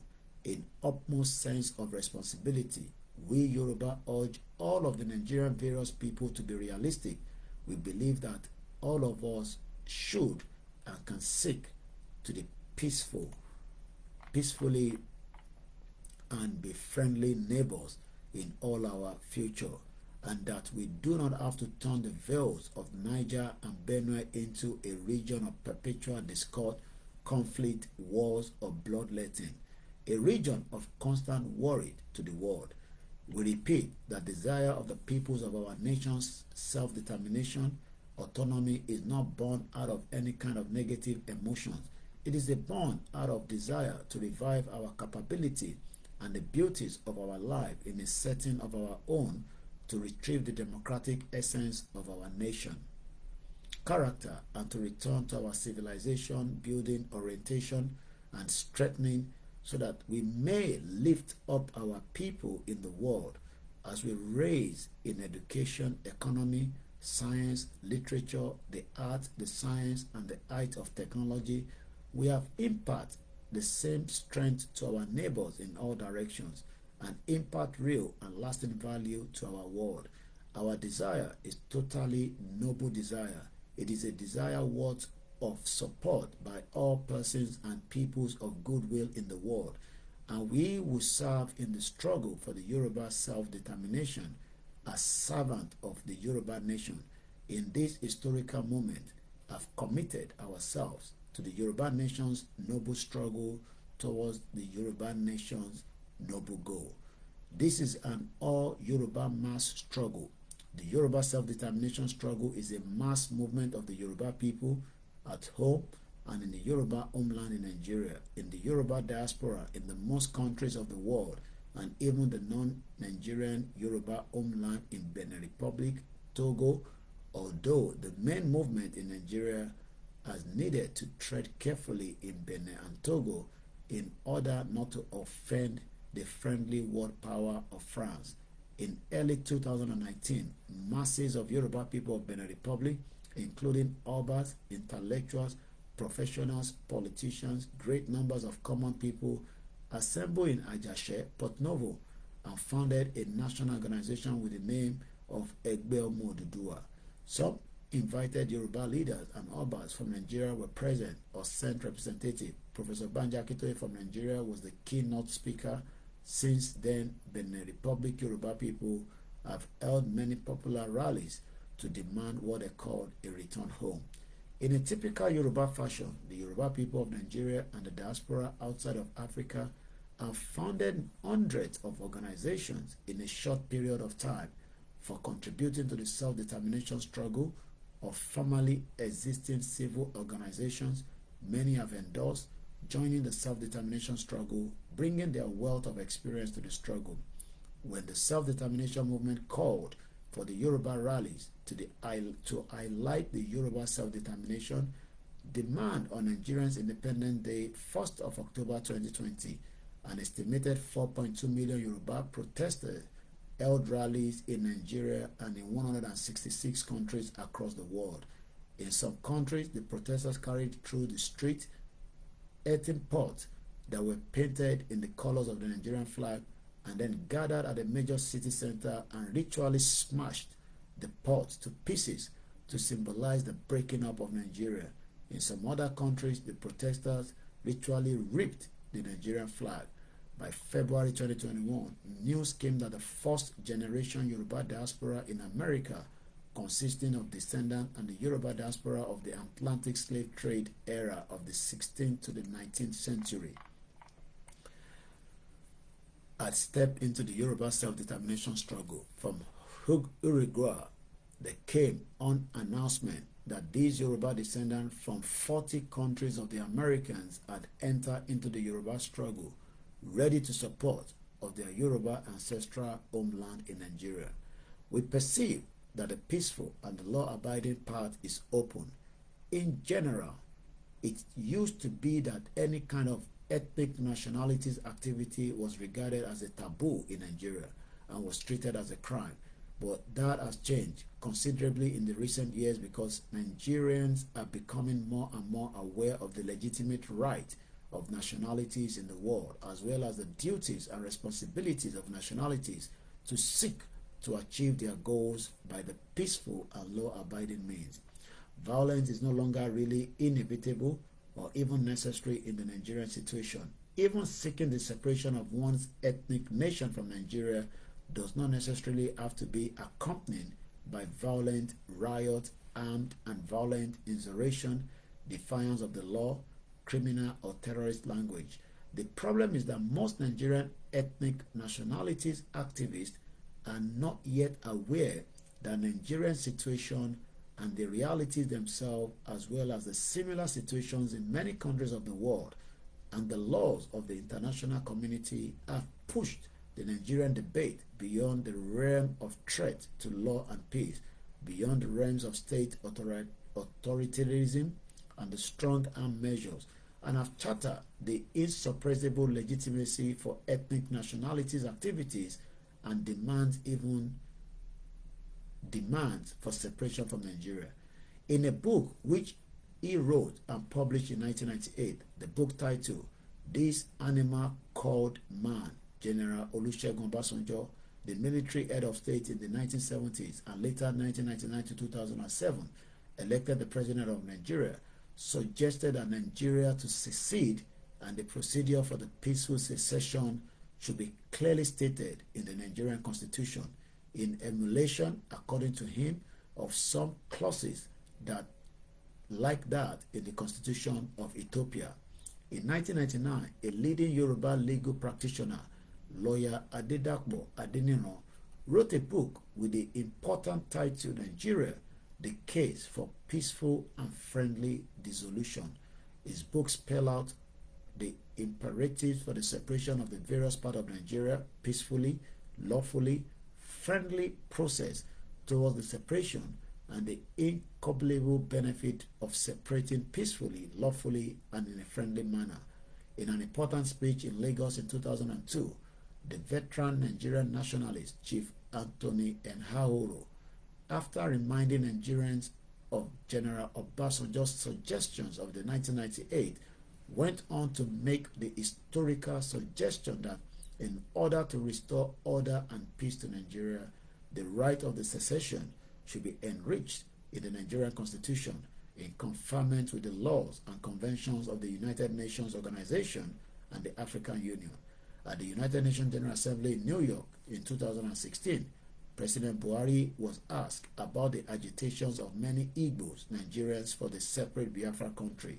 He answered that if agitators wanted to be taken seriously, they should establish a law-abiding organization to promote their demand peacefully, and that if they did that, Nigerian state would have to listen to them and talk to them. Internationally, President Buhari was understood to mean that asking for Biafra was not illegal in itself, but as long as the agitators of Biafra continue to go on violent street demonstrations, confrontations with the law enforcement agencies, and the defiance of the Nigerian state and its laws, Nigeria will have no other option than to send law enforcement agency to control them. But if that would adopt peaceful political means, then Nigeria will respond to them by discussion and negotiation. In short, President Buhari stated the laws as spelled out in the resolutions, declaration, conventions, and constitution of the United Nations Organization, the African Union, and the rest of the international community. Those laws and conventions are an open door for all ethnic nationalists today in the world. They are part of the laws of Nigeria because Nigeria is a signatory to them. Professor Angola Abdullahi, former Vice Chancellor of Ahmadu Bello University, speaking for the Northern Elder Forums in a public interview in May 2017, made the following important statement. If Nigerians are tired of staying together, they should be prepared to accept division instead of remaining in agony and in disappointment with one another. Every Nigerian should be able to speak his opinion about the state of the country concerning the specific agitation for Biafra by young citizens named Nnamdi Kanu. Professor Abdullahi said, the issue of the Biafra is all part of the discussion of restructuring Nigeria. Yes, if Biafra means negotiation, yes, it is all a matter of discussion. If it means Igbo wants to have a country of their own separate from Nigeria, it is a matter of discussion. We are prepared for the discussion. Then he added the following crucial point about people should handle ethnic nationalist demand. If it is discovered that the law of the country is violated, that somebody has gone beyond his fundamental right, the law is very clear on this. What Wahab's government is concerned about is that violence was part of Kanu's agitation to realize his dream by force. I think that is what government is trying to tackle, to my understanding. So if Kanu is talking about Biafra, he is free to talk about Biafra, and everybody is free to talk about his understanding of Nigerian state. We are always talking that the Nigerian state is not working. How can we make it to work? Question mark. If the best option is to call for separate countries, why not? Question mark. Alhaji Mohammed Mahadi Shehu, the chairman of the Dialogue Group Kaduna, made a strong plea in the late August 2020 for the breaking up of Nigeria into smaller countries and in an orderly and peaceful manner. He expressed the view that the 1914 amalgamation was done out of mischief without taking into consideration the peculiarities in Nigeria, that it was a bad mistake, and that since independence in 1960, Nigeria has stumbled through one form of calamity or tragedy or other. He added, let us peacefully go on negotiation table, break the collar, distribute the country for everybody's peace. If we do not do it now, the future generation will abuse us. He further added, it is better for Nigeria to break into smaller countries as much as possible to save properties, lives, relationships, prosperity, because as things stand and are developing today, no angel can ever unite Nigeria. Furthermore, we operate by the provision of international and Nigerian law. In the background to all the above writings and statements, there are the various international declarations, laws, conventions asserting self-determination as an inalienable right of every nationality in the world. These include the United Nations Charter of 1945, the United Nations Covenant on Civil and Political Rights, ICCPR, the International Covenant on Economic, Social and Cultural Rights, ICESCR, the United Nations Declaration of the Right of the Indigenous People, 2007, the African Union Convention on Human and People's Rights. These laws and conventions assert that every indigenous nation has the inalienable right to self-determination, the right to determine their political status, to develop their cultures and their economy, social well-being in their own way and under government of their own choosing. These laws also assert the duty of every state or country not only to recognize but to protect this right. They lay it down that a nationality seeking to assert its self-determination does not need to seek permission from anybody. may not be imposed upon by the country to which it currently belongs, may not have its citizens denied their civic right, may not have its territory occupied militarily without its express consent. These laws and conventions also say that seeking self-determination does not entitle any people to foment violence or insurrection in any country. All these declarations, laws, and conventions, we repeat, are part of the laws of Nigeria because Nigeria is a signatory to them all. Thus, the path to peaceful ethnic nationalist activities, to a peaceful demand for separation from any country, including Nigeria, are lawfully and legally open. It is an ideal whose time has come in the world, but unfortunately, many Nigerian ethnic nationalist activists are still not aware of this and still prefer violent street riot confrontation with the law enforcement agency and incendiarily and terroristic threat. Instead of all this, the peaceful road is open and available. And we also take serious note of the wisdom of the most former rulers of Nigeria. Very importantly, most of the foremost Nigerian leaders have served in the highest and the most important positions in the affairs of Nigeria, have offered a particular piece of wisdom about the realities of Nigeria. They said wisdom, in summary, is that the Nigerian unity, which some of us like to claim does not exist and even can never exist. Sir Abubakar Tafawa Balewa, a simple old teacher who served as the first Premier Minister of Nigerian Federation from 1959 to 1966, made the statement repeatedly that Nigerian unity does not exist and there is no basis for it.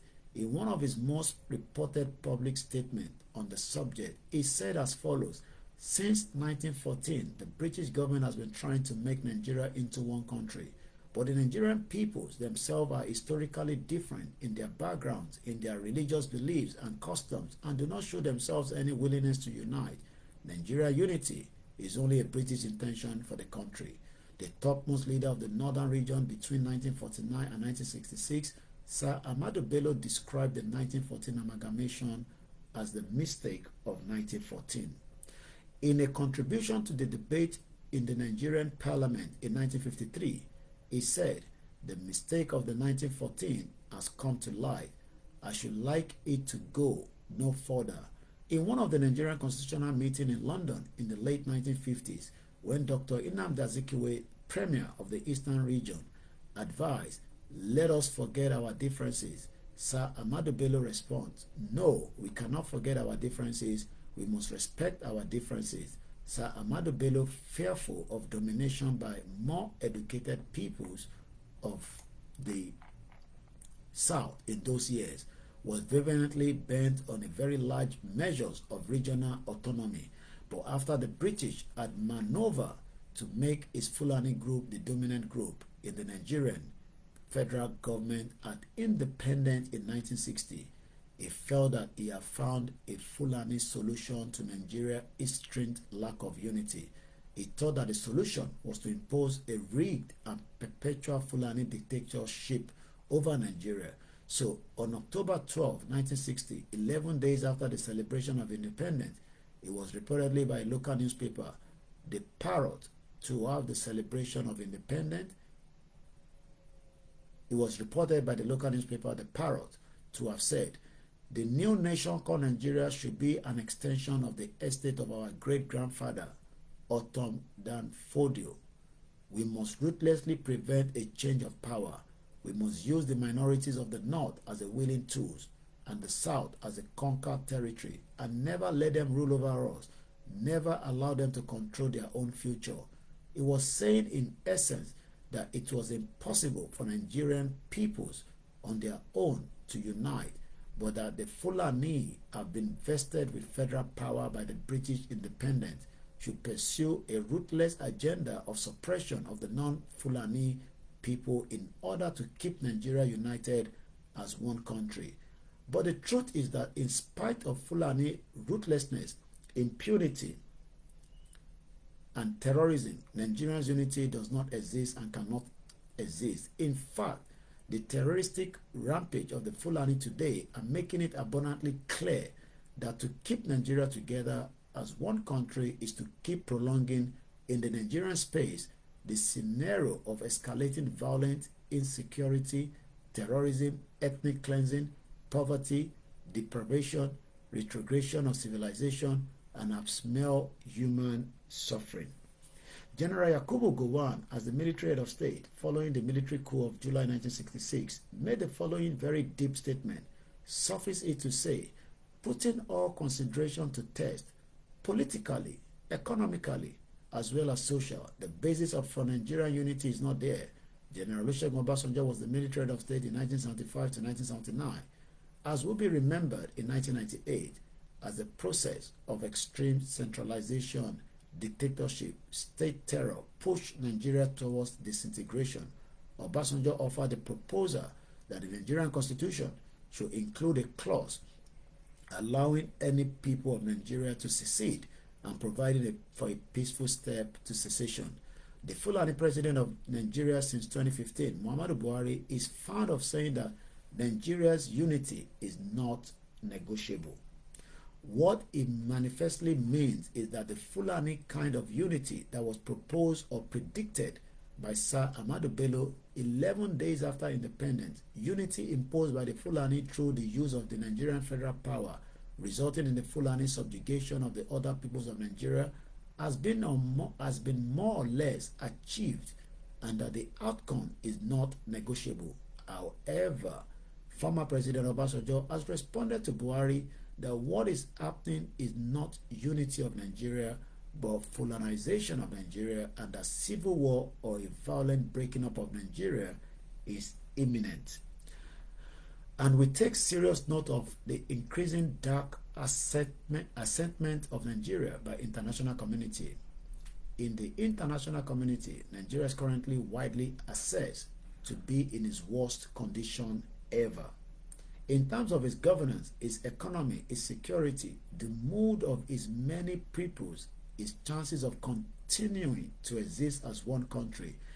A 2011 case study of Nigeria for the United States policymakers concluded that even if Nigeria were to put forth its best effort, Nigeria has long-term struggle ahead to remain a viable state.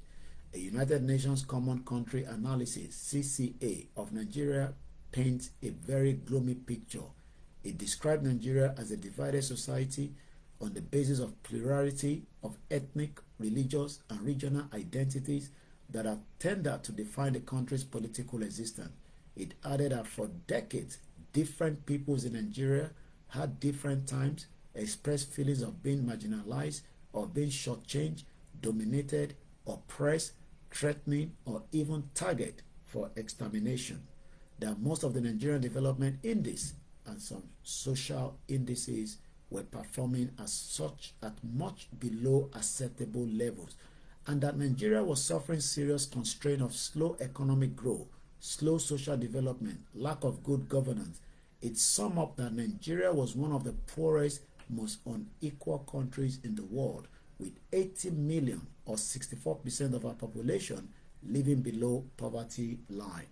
In early 2018, an international agency that monitors extreme poverty trends in the world classified Nigeria as the #1 of home of extreme poverty in the world. At the same time, various informed observers were warning that if Nigeria continues in its current mode and continue to decline at its current pace, nearly 50% of the world's poorest people by 2050 will be Nigerians.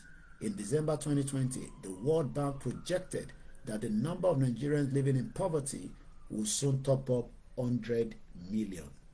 By the early 2019, a major economic and business research body published by the frightening information that Nigeria was already expanding 69% of its gross national product to service debt, and predicted that the percentage will reach 83% by 2023.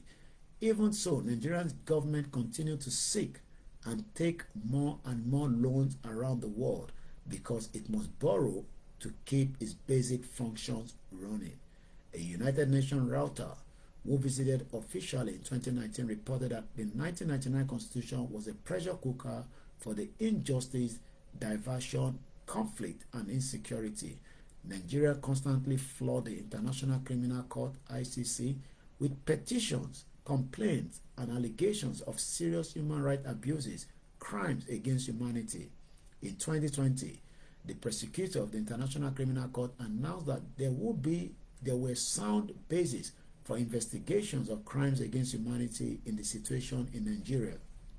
Human rights abuses, war crimes, extrajudicial killings, enforced disappearance of people, conscription of underage children into unofficial military services, investigation that could result in serious crime charges against many highly placed Nigerian public officials.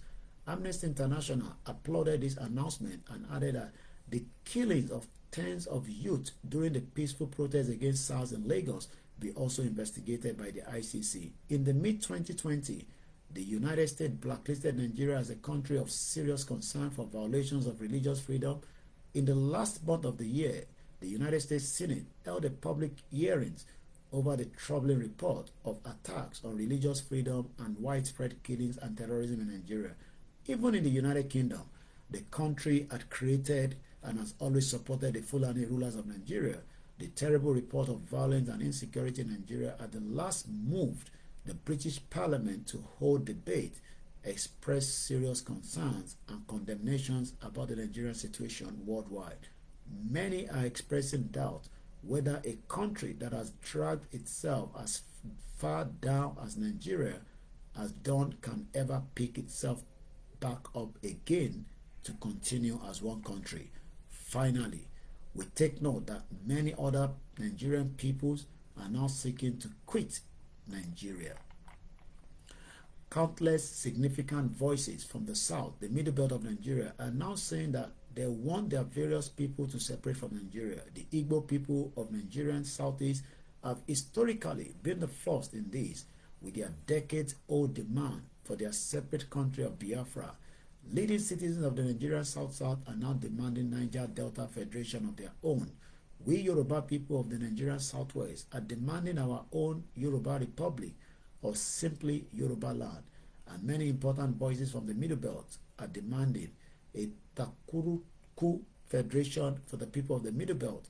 Thus, altogether, people who constitute fully 75% of the population of Nigeria are demanding separation from Nigeria. Many well-informed Nigerians are boldly speaking up to say that dissolution of Nigeria is needed or inevitable and imminent. Therefore, we Yoruba chooses the peaceful, law-abiding path to assert our self-determination and sovereign status out of Nigeria. We Yoruba lead in the choice of the peaceful, law-abiding path of our goal of a separate country of our own. We, the servant of the Yoruba nation in this struggle, faithfully operate. We always faithfully operate with method of peaceful organization, peaceful demand, peaceful propaganda, peaceful protest, peaceful legal action, peaceful political persuasion, peaceful negotiation. We will push for negotiation tables and never push for street brawls or any kind of conflict. If we find among our people any nationalist activist person or group that is inclining towards violence, we will encourage them to turn instead to peaceful and law-abiding means. After careful studies of the record of the separate movement in our world, we are persuaded that a peaceful approach is more likely to succeed.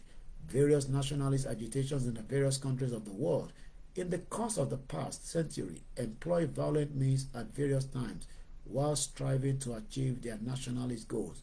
Yoruba groups engaged in serving the Yoruba nation need to note carefully that none of these use of violent or terrorist method achieve their purpose of self-determination or autonomy for their nations. All they succeeded in doing was to generate confrontations and wars with governments of their country. Young nationalist agitators, being young, are naturally attracted to tough, rough activism from only proudly proclaim the virtues of their own nations. Youthful nationalist activists commonly tend to lapse into insulting other nations, into needless bragging and boasting, into daring or challenging other nations, or even into daring and challenging their country and its government. All of these actions tend to provoke avoidable conflict, hostile governmental actions, and even wars. Our Yoruba youth must learn the truth that the use of rough and violent means does not usefully confer success, and indeed that it is usually more likely to prevent success. Emulating the kind of peaceful process employed by the nationalist movement that have achieved various grades of success in our times, the Scotland, the Welsh, the French Canadians, the Czechs, the Slovakia, Timor-Leste, and others, our various Yoruba self-determination groups and organizations must operate peacefully altogether.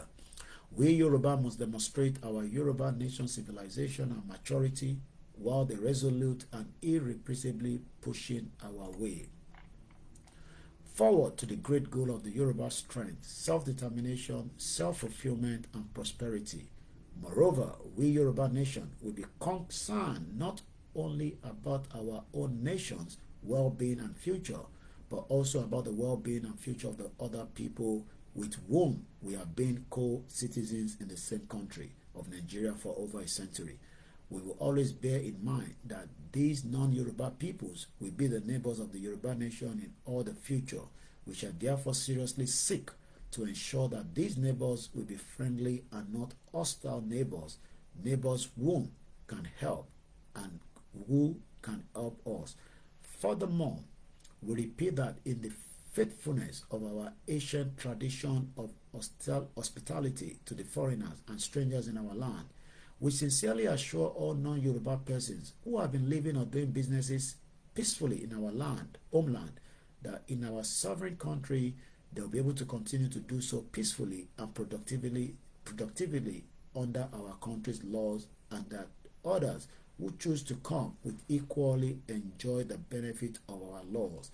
Indeed, we know that there will be a rush of investors to our country, largely from our Yoruba diaspora from all over the world, partly from the other source. We expect that investors from our immediate neighbors will be many amongst. We Yoruba acknowledge in our trying to walk our choosing peaceful path, we have problem arising from the fact that the Fulani and other terrorists are ravaging our homeland, creating terror camps in our forest, killing thousands of our people, forcing many of our farmers to abandon farming altogether, raping our women, kidnapping our people, extorting ransom from our families. We therefore compel to defend our homeland. At first, our state government created a local defense agency named Amotekun to deal with this crisis in an officially managed manner, but the federal resistance to it has robbed it of effectiveness. Consequently, small volunteer local teams of our youth have risen to task and has tended to create the impression that our self-determination struggle is employing some violence. Since the self-determination struggle belongs predominantly among our youth, however, effort by our self-determination movement to assert a difference between the self-determination struggle per se and the local self-defense initiatives are going on at the time, as sincerely as people of goodwill can easily see and testify to. In some of these choose to hold public protest or rally in our homeland in Nigeria, they must do it in a peaceful, law-abiding manner. We must never treat police personnel as enemies. They are not our enemies. This is the manifest which of our Yoruba nation. The right of peaceful protest and rally is everybody's right under international laws and the laws of all countries. It is good to hold rallies to spread the message, but we must never allow our rallies to result in rowdiness, conflict, confrontations with the police, obstructions to our sophisticated struggle, or distractions from our central message. Our Yoruba nation is powerful. It commands the intellectual, cultural, diplomatic, professional, technologically, and other capability to achieve its purpose without violence and without any messy confrontations with the Nigerian law enforcement authority. As for the Yoruba in the diaspora, they must frequently hold big rallies to bring the unbearable conditions in which Yoruba people live in Nigeria to the attention of the wide world to seek support for the quest of the Yoruba nation for a separate country of its own. Thank God for giving us the social media. At this time, it helps to spread the Yoruba message very widely and powerfully. But let us henceforth sanitize our social media communications. We must desist from insulting or threatening anybody, from speaking terroristic or indecent language. We must desist from denigrating or threatening any of our own people. We must desist from threatening the government of Nigeria. Our self-determination message is so big, so compelling, so noble, that there is no room in it for insult or threat or incendiary or terroristic statement. What we need to spell out the message constantly, unrelentingly, until the whole world becomes saturated with it. Who are we? Yoruba? Question mark. To what height did we rise in the history before we were dragooned into Nigeria? Question mark. How have we been brutalized by being part of Nigeria? Question mark. How are we facing total destruction in Nigeria? Question mark. How are we peacefully, lawfully, decently fighting for our exit from Nigeria? What our Odua country will be soon: a land of order, opportunity, enterprise, sanity, prosperity, greatness, a strong factor for peace and harmony in the world. What our Odua in the world, etc., etc., etc. These our message. Let us publicize them might and name, day and night. That is the way to enhance our chances of success. Finally, all Yoruba persons working for the Yoruba nation must always dutifully bear in mind that they are the beginning, the journey of reviving and rebuilding their Yoruba nation, presenting it to the world, for it really is a nation and people blessed with orderly group life, dedicated to respect for human life, for human freedom, human dignity, a powerfully motivated to build advanced civilization. We need a lot of courage. Operating with this principle and this high sense of duty, we Yoruba must exhibit the highest level of courage and bravery in making known and pursuing our quest, the quest for Yoruba revival, retrieval, self-determination, autonomy, prosperity. Yoruba organizations, groups, individuals who accept and support this quest have the duty to raise their voices and speak up fearlessly. Obviously, while every Yoruba civic organization will pursue its other agenda, all organizations and persons who subscribe to the idea of self-determination for the Yoruba nation should always find ways to collaborate, meet periodically together, and decide together how to strengthen the delivery of the Yoruba self-determination message and how to make the struggle to finally victory. Ilana Omodua, which is already an umbrella organization of over 200 affiliated civic organizations at home and in diaspora, obviously has a major duty to encourage and promote the cooperation and collaboration of all the organizations seeking self-determination for the Yoruba nation. Our Yoruba cause is just a noble cause. We ask our people to have the courage to embrace it peacefully.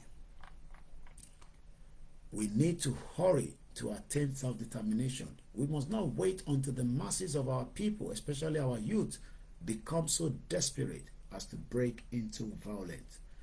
And we need the most imaginative diplomacy in Nigeria. In Nigeria, we must be respectfully aware of the growing desire for self-determination among various nations. We must establish relations with similar peaceful self-determination organizations of other Nigerian nationalities, especially with nationalities with experience and desire that are similar to ours, in the hope that having many nationalities working together in the same peaceful spirit will promote the peaceful and law-abiding approach that we have chosen. We enhance our chances of ultimate peaceful victory. The awful and worsened Nigerian conditions are breeding and strengthening the spirit of self-determination in more and more nations, especially in the south and the middle belt of Nigeria. Our struggle for sovereignty of the Yoruba nation must find respectful ways to seek hard, strengthening, thorough collaborations or alliance with the other nations' struggles. It is important to report here that we, Yoruba, have achieved more significant steps in the fostering close relations with the nations of the Nigerian South and the Middle Belt in 2016-17. Our nation's oldest organization, Afenifere, and the Igbo top leadership in Ohanaeze Indigo embark upon a close relation and ultimately put together a very important ceremony, handshake across the Niger, aimed at ending decades-old animosities which Nigeria had bred between the Yoruba and the Igbo nations. That success immediately generated widespread interest among the peoples of the South-South and the Middle Belt and soon produced a very prestigious inter-regional organization known as the Southern and the Middle Belt Leaders Forum, a body of elder statesmen that has continued to be very virile and respectable in Nigeria affairs. Then in the course of the 2020s, some mostly young self-determination activists with Ilana Omodua acting on the Yoruba side created the proactive organization known as the Nigerian Indigenous Alliance for Self-Determination, NINAS, on behalf of the indigenous people of the South and Middle Belt, all of whom are reeling under the Fulani Maridun and terrorism. NINAS has proclaimed a constitutional dispute with the Nigeria dispute. NINAS, as on behalf of the indigenous people of all whom are relaying under the Fulani Maridun and terrorism, NINAS has proclaimed a constitutional dispute with the Nigerian state with the constitutional force majeure, which rejects the 1999 Nigerian constitution as a fraud, offers the Nigerian state a 90-day period to take steps to negotiate with the injured nations an unacceptable path forward for Nigeria.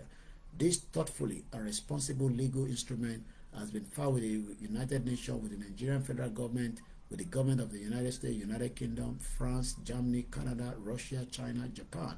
These steps taken in the mid-December 2020 has put powerful note of urgency on the resolution of the disastrous Nigerian situation and is a remarkable step in the promotion of peaceful advance towards definitive change. We also need the most imaginative diplomacy in the world. We also need to devise countless ways to reach, inform, persuade the wide world. For this purpose, it is crucially important that the Yoruba diaspora in each country should guide our effort in their country of residence. In each country, the questions are, whom are we? Reach for the best effect. How do we reach them? Are there any Yoruba persons who are close to these important persons and institutions or have special access to them? Are there any important persons or groups who exhibit some sympathy for the Yoruba nation or nation struggling for liberation? Moreover, how do we work for sympathy for our cause in such important bodies as United Nations, European Union, African Union, such as important countries as United States, Canada, UK, China, Israel, France, Germany, Japan? How do we move the civilized world to action in the face of relentless effort to destroy democracy, religious freedom, and ethnic and cultural diversity in Nigeria, in the face of the vicious ethnic cleansing and even attempt at genocide in the face of concentration of terrorism that threatening to expand from Nigeria to engulf all of the West Africa, all of which are being supported and aided by the federal government of Nigeria? We have obtained our Yoruba nation, the membership of the UNPO. We have thereby taken a very significant step forward, a step that opens for our Yoruba nation very important support and help in our quest for self-determination. We must now go on and use the support available through UNPO to pursue the further steps to our nation's ultimate success and victory. In the special case of the United Kingdom, we need to design a very special ways and means. It is true that the official Britain was generally apathetic to our Yoruba nation in the colonial Nigeria, and that it still tends to support the Fulani control of Nigeria. The original reasons was that the British colonial officials fear that the Yoruba, being much more educated from the beginning than other Nigerian and African nationalities, could wield influence that could hurt the British colonial and the post-colonial interests in Nigeria. But in our present struggle, we must exploit other and positive realities and possibilities. For instance, in the Britain and Canada, plus even in the Yoruba homeland in Nigeria, there are many as 8 million of Yoruba people who were born as British citizens or who have other ways acquired British citizenship. Yoruba people who travel in the world on the British passport that makes Britain very close to the Yoruba nation in the world. How do we take advantage of the special position of these millions and this closeness? Question mark. What are the possibilities for both sides and the advantage for the UK of the Yoruba nation state that is naturally close to the UK that grows prosperously and powerful in the world? Question mark. How do we take advantage of the sympathies of some British churchmen, intellectuals, politicians who admire the character qualities of our Yoruba nation? Question mark. How Yoruba people who are resident in Britain and Canada, especially those who are resident in the countries, have a big task of maturity, guiding and leading us in this matter. Important note, as we go seeking help in the wide world for our self-determination struggle, we Yoruba must never make a mistake of letting our nations appear as a weak nation begging on its knees. We are a strong nation, and that is the image we must resolutely put forward. We were a strong nation long before the British colonialism. We abundantly demonstrate our strength as a strong nation in a decade before the Nigerian independence, when a small independent nation under the British, we grew our western region of Nigeria to become the best governed. And we're almost there. Most progressive, most educated, most modernized, most social economy developed, most industrialized, with the best civil service, the best political leadership, the best agricultural and export economy in the colonial Africa. And since Nigeria's independence, in spite of the inevitable impact on us of the perpetual decline and retrogression of Nigeria, the mostly incompetent and ignorant governance, the crookedness, impunity, corruption, the constant ethnic and religious conflict among many of the Nigerian ethnic nationalities, we Yoruba remain far above the religious inter-ethnic conflict. We remain the leaders of the Nigerian economy. Though we only have 25% of Nigeria's population, we command 85% of Nigerian industry capacity and production, over 65% of Nigerians' professional class, over 60% of Nigerian commerce. Whichever nations help our self-determination struggle today will soon benefit seriously from relations with our sovereign country. We do not beg on our knees for help. We seek future partners in progress and prosperity. We need to respect and persuade all shades of opinion in our own nation, because we are Yoruba and because our Yoruba culture respects differences of opinion. We must respect even those Yoruba who think that regardless of our ash, the conditions of Nigeria may be now or may become later, our Yoruba nation should continue to be part of Nigeria. We speak for all Yoruba people at home and abroad who support Yoruba self-determination, freedom, good governance, security, prosperity in the sovereign country of our own. But we must speak to the all Yoruba people and listen to them in a respectful and brotherly manner. In short, we respectfully urge the debate amongst Yoruba people to conduct with a sense of responsibility, with mature brotherly respect among us. It is now time to forgive an offense and animosity that many linger from the past. It is time to dare to take hold of the brotherness, courage, and hope. Let each person or group enjoy freedom and safety to voice their opinion in this debate. Let us courageously, persistently persuade our people. Ultimately, we will find some ways to conclude the debate with some mechanism to ascertain the majority opinion on this historical matter, perhaps through a referendum or a scientific conducted opinion poll, the kind of noiseless and highly respectable opinion poll that the Scots have been doing in Scotland. We need to remember with all respect that until the end of the 2019, all of us Yoruba patriots were demanding a restructuring of Nigeria as to return Nigeria to the true federal structure, most of us have now given up on restructuring and move on to demand for Yoruba self-determination, our separate country of Yoruba land out of Nigeria. Our reasons are clear. First, it would be foolish for us to take the Fulani depredations and threat lightly. They are threatening that they will drag all of Nigeria through decades or even centuries of the present destructive terrorism. Even if we manage to get Nigeria restructured, there will still be the citizens of Nigeria, which will be long, and they will have constitutional right to bring their terrorism to our homeland. We simply cannot afford that any longer. Secondly, it is now clear to us that terrorism or not terrorism, the Fulani are obviously a pre-modern people who generally, psychologically, is the mostly anti-modern and who are intend to put all other peoples of Nigeria to the Fulani level. In sharp contrast, we Yoruba are the foremost civilization building nation in Black Africa. Being part of Nigeria has pulled us back. We need to free ourselves and return to the path of progress and modernization. We need to do this not just because of ourselves and our children. We need to do it for the whole of the black race. Understandably, some of the captains of the Yoruba nation are still hamping on restructuring. We must not denigrate or alienate them. We must respect them and continue to do our best to show them the obviously right path forward today. That is the reasonable approach. Very importantly, too, we will work for Yoruba self-determination, must carefully consider our attitude and approach to the Yoruba men and women who we engage in Nigeria politics and governance.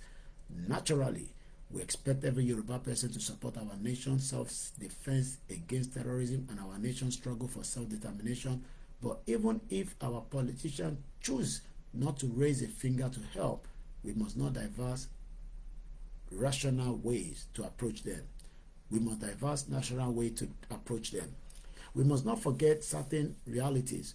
One is that as long as the Yoruba nation remains part of Nigeria, we must have some Yoruba men and women in the politics and governance of Nigeria. Therefore, our brethren, we are aspiring to achieve elevation through Nigerian politics and not doing anything wrong or massively.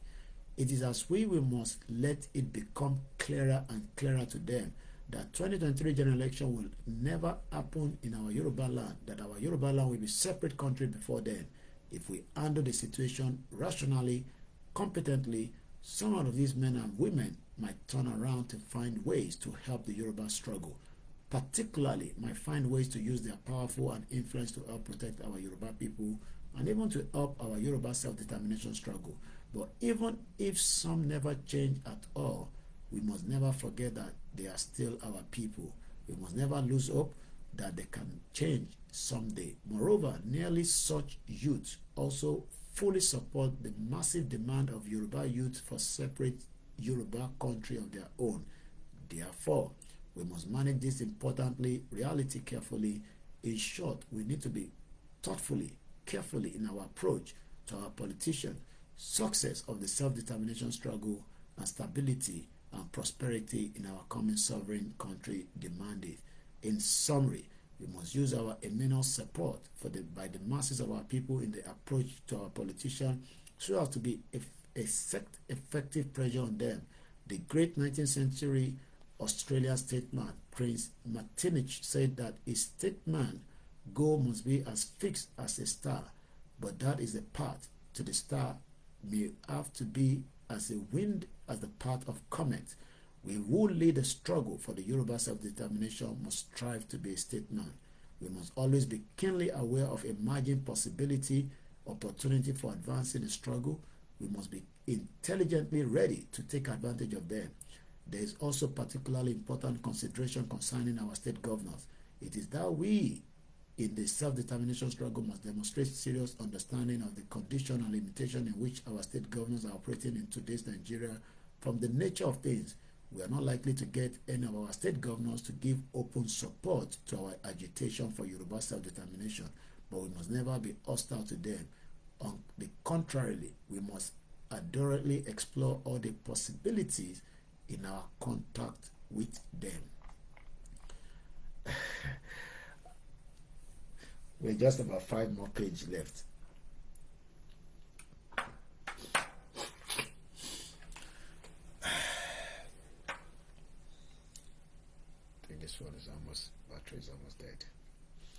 quickly push it.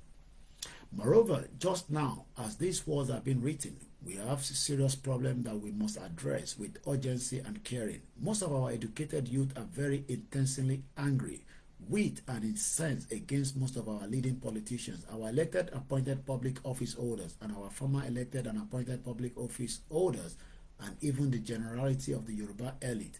The youth feel neglected, abandoned, even dispersed by those who have acquired various kinds of success in life through benefiting from the asset of the modern Yoruba society, from free education, from higher education, scholarship, from professional and entrepreneurial success, from political support by the Yoruba people, etc.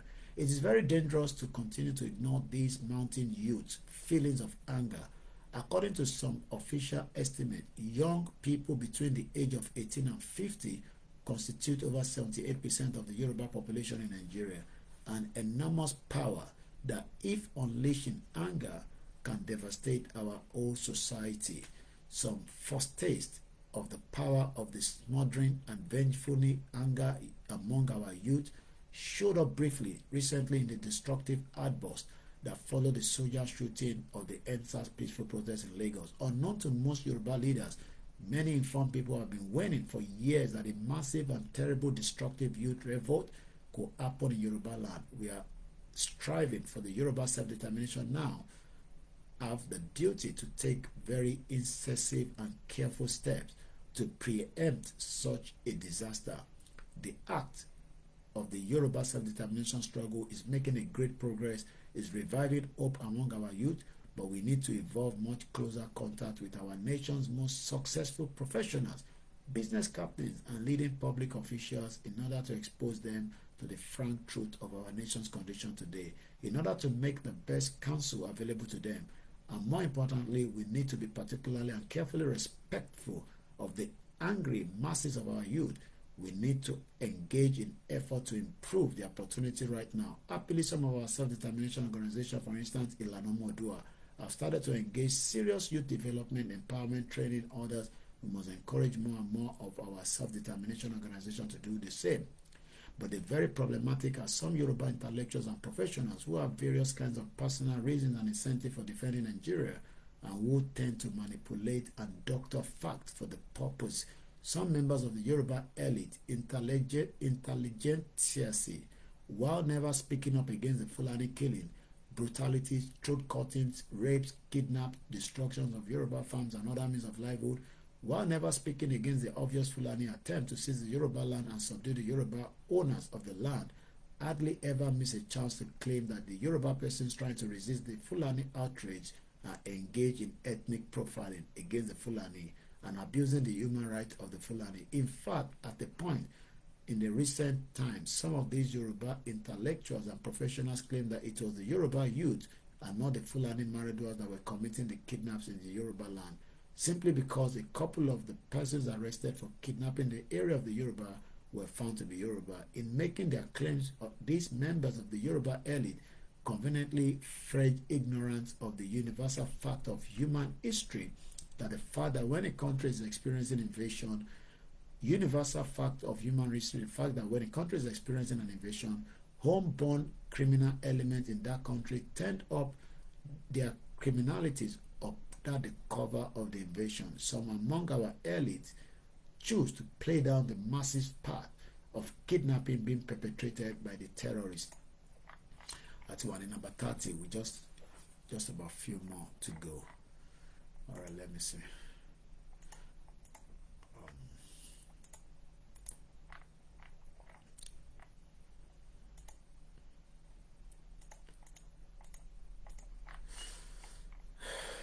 Extradited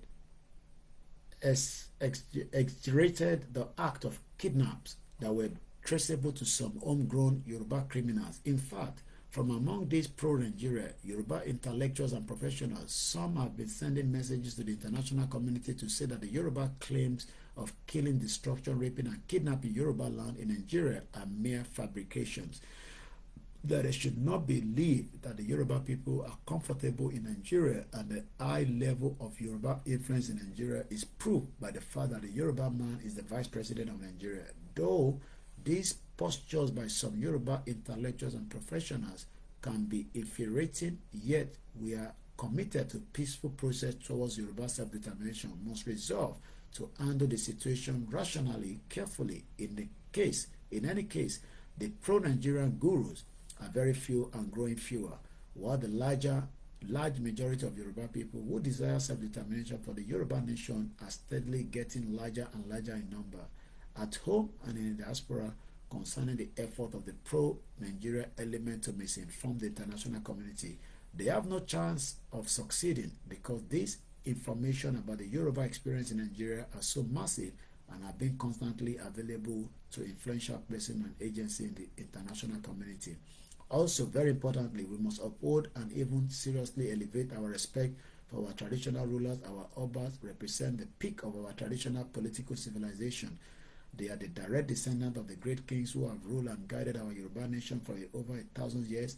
As we pursue our self-determination struggle with peace and diplomacy, our Obas are naturally our most dignified ambassador. We must suppress the current tendency by some of our youth. Feel free to denounce and castigate our Obas in the social media.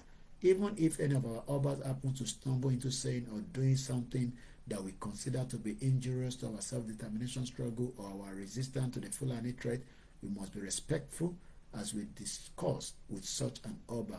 We must also respectfully find ways to make our Obas cease ventilating their disagreement and rivalries in the public.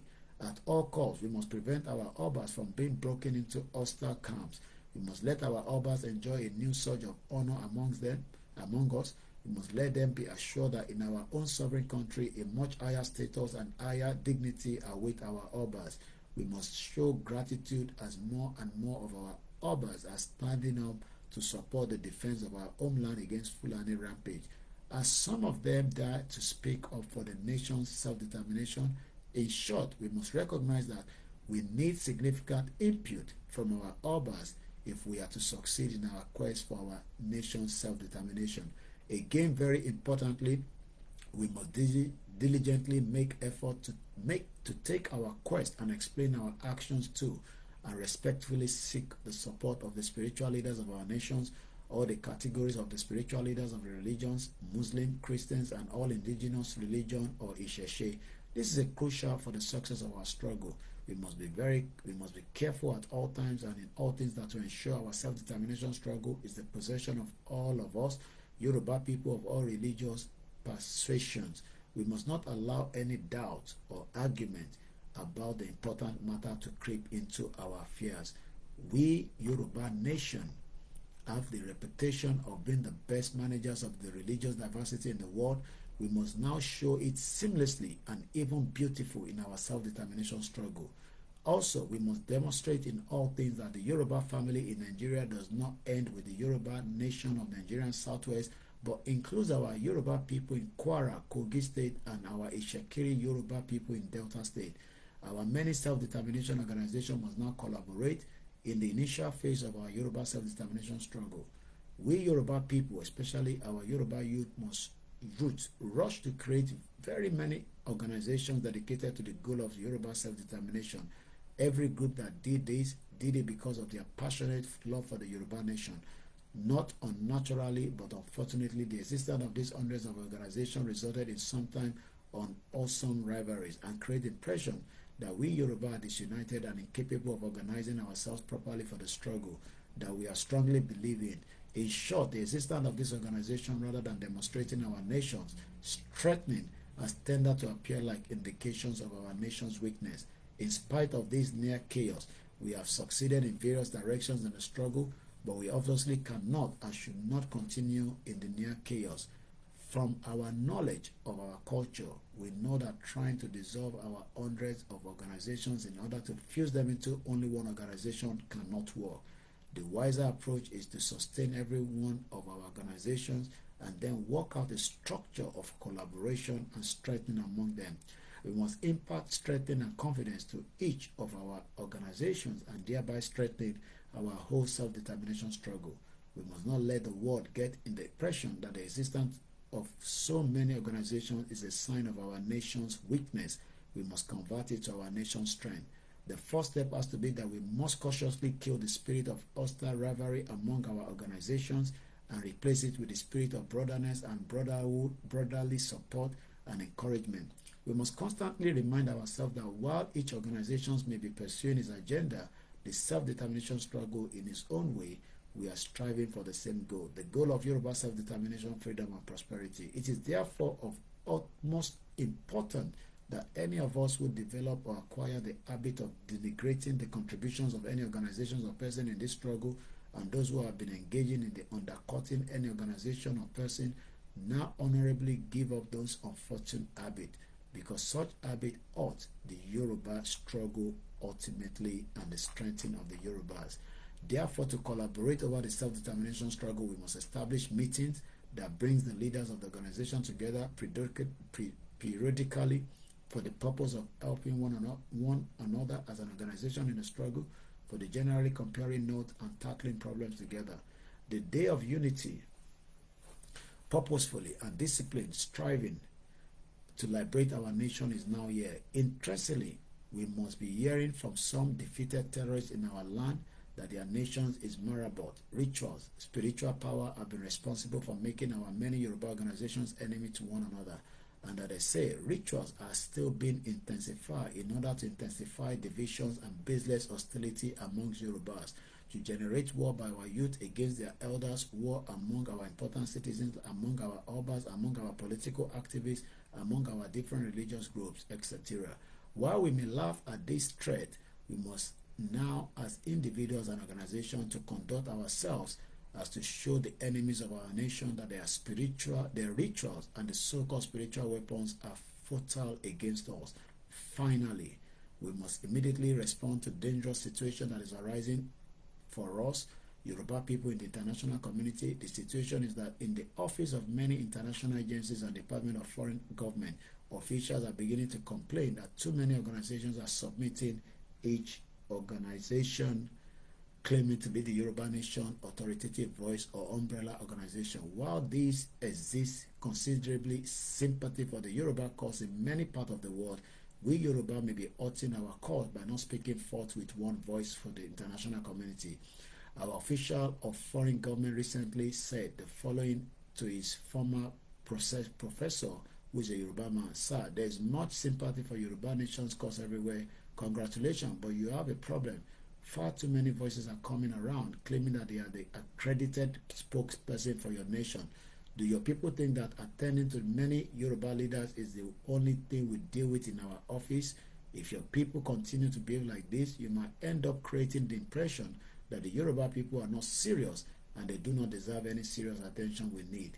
Yoruba people are not serious, and we need to change this situation. For the need effective collaboration and united voice, for the following proposals are offered. Because the Yoruba self-determination struggle is now obviously in its final chapter, we must set up the needed structure for the collaboration of the self-determination organization across the world before the end of April 2021. Every one of the self-determination organization, whether single organization or umbrella organization, shall continue to exist as it likes and pursue its agenda as a deliberate weapon for strengthening the Yoruba self-determination struggle. Every Yoruba self-determination organization shall consciously take the decision in its meeting to view every other Yoruba self-determination organization as a co-warrior in the Yoruba self-determination struggle, to eschew any sort of enmity, hostility, negativity, rivalry towards any other Yoruba self-determination organization, to be positive and helpful towards every other Yoruba self-determination organization. We should now give the totality of the Yoruba self-determination struggle the name Yoruba Self-Determination Movement, YSDM, a movement to which all our many organizations are contributing. As a matter of urgent national policy, in order to ensure due respectability and the effect of the Yoruba self-determination cause in the world, all communications and delegation of the Yoruba self-determination movement with all international agencies and foreign governments shall be conducted by one Yoruba united voice. In each country, the president and the secretary of the self-determination organization shall constitute the leadership organ of the Yoruba self-determination movement in that country. This organ shall be known as the Yoruba Self-Determination Leadership Council, YSLC. As it is country thoughts, Yoruba Self-Determination Leadership Council, Nigeria, Yoruba Self-Determination Council, Spain, etc. The Yoruba Self-Determination Leadership Council of each country shall meet periodically, quarterly, monthly, weekly, for the purpose of sharing information, reviewing progress, assessing and tracing problems, updating strategy, logistic, harmonizing measures, tactics for self-determination. The members of the Yoruba Self-Determination Leadership Councils of all countries of the world shall constitute the Yoruba Self-Determination Supreme Council, which shall be the supreme organ of the Yoruba Self-Determination Movement, shall conduct the supreme business of the Yoruba Self-Determination Movement. The Yoruba Self-Determination Supreme Council shall meet by Zoom as often as necessary and made other authorized secret meeting as necessary for the advancement of the Yoruba self-determination struggle, to consider, decide upon, and take necessary actions on the worldwide needs of the Yoruba self-determination struggle, such as establishing a Yoruba self-preservation fund for giving relief to the Yoruba victims of terrorism, for giving assistance to the Yoruba fighters and against terrorism, establishing a Yoruba National Trust Fund as an everlasting backbone of the Yoruba nation, similar to the Jewish National Fund in the modern history of the State of Israel, appointment of envoys for diplomatic mission in international community, appointment of leaders, experts to make the Yoruba self-determination case before the United Nations, the International Court of Justice, the International Criminal Court of European Union, the African Union, and importantly, the government of the world. Needed lobbies to promote the Yoruba self-determination case before the government and international agency, creating an intelligent agency for the whole struggle, setting up a Yoruba land government in exile when the time for it shall be deemed right. Note, members of the Yoruba diaspora worldwide are already taking welcome steps to bring all the Yoruba self-determination organizations in the diaspora together to create directorate. If these steps, they will make of creating a government in exile faster. The Yoruba Self-Determination Supreme Council shall appoint, as it is the coordinating committee, the Yoruba Self-Determination Leadership Council of the Yoruba homeland in Nigeria to convene in its meeting, keep its minute, record, circulate its information. The Yoruba Self-Determination Council of the Yoruba land in Nigeria shall establish a secretariat in the Yoruba homeland in Nigeria. Apart from providing a place of business for the Yoruba Leadership Council in Nigeria and the business of the YSSC, this secretariat shall provide space for meetings of self-determination organizations that may need it. There is arising a need for the following as side proposal for the purpose of ending the countless objection contentious among us over the name of our common country. Some have been saying that they do not like this or that name for religious reason. They propose is that we should simply call our country, common country, Yoruba land, in the way that every nations in the world name their countries. The individual Yoruba person is a Yoruba. We are all Yoruba nation or the Yoruba people. Our language is the Yoruba language and our country shall be Yoruba land very soon. Finally, we have to hold a referendum. Our peaceful process towards our nation's self-determination is the most likely to lead to a referendum, an event like regular election at which we Yoruba will line up at the polls to vote for either self-determination or for the continued membership of our nation in Nigeria. The important question then is, how do we get to the referendum? Here are the possibilities. Some nations seek self-determination have been known to simply organize referendums for themselves without waiting for the permission of the government of their countries. Catalonia in Spain has done this, but their referendum was seriously obstructed by the Spanish government. Knowing Nigeria as we do, we must expect that if we try to hold a referendum by ourselves, the Nigerian government will oppose us very brutally. So for us, there is no viable option. If we appeal to the Nigerian government to organize a referendum for us, to allow us to hold a referendum, they will oblige. One of the organizations, Egbomodua, has proposed that we should ask our Southwest state governor to step forward and organize our referendum. Many of the other organizations have expressed support for this, confident that we mount pressure sensibly, powerfully enough, we can get our government to agree to do what we're asking them to do for us. Many of our organizations believe rather that it is more fruitful to pin our hope on the United Nations organization. In recent years, the United Nations organization has stepped in some places to organize referendum that led to the immediate creation of a new countries out of the larger countries. For instance, Timor-Leste out of Indonesia, South Sudan from Sudan, etc. Although altogether option 3 and 4 are our most reasonable options. Option 3, our organizations, Egbemodua, has proposed that we should ask our Southwest government. And number 4 was from the United Nations to organize a referendum.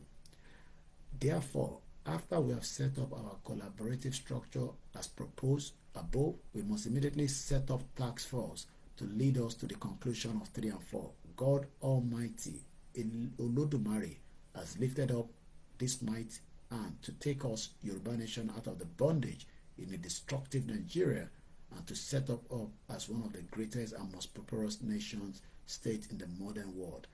We know that when his mighty hand is stretched forth, nothing can bend it. Thank you so much. That is how far I can go. Have a very good night. Bye for now.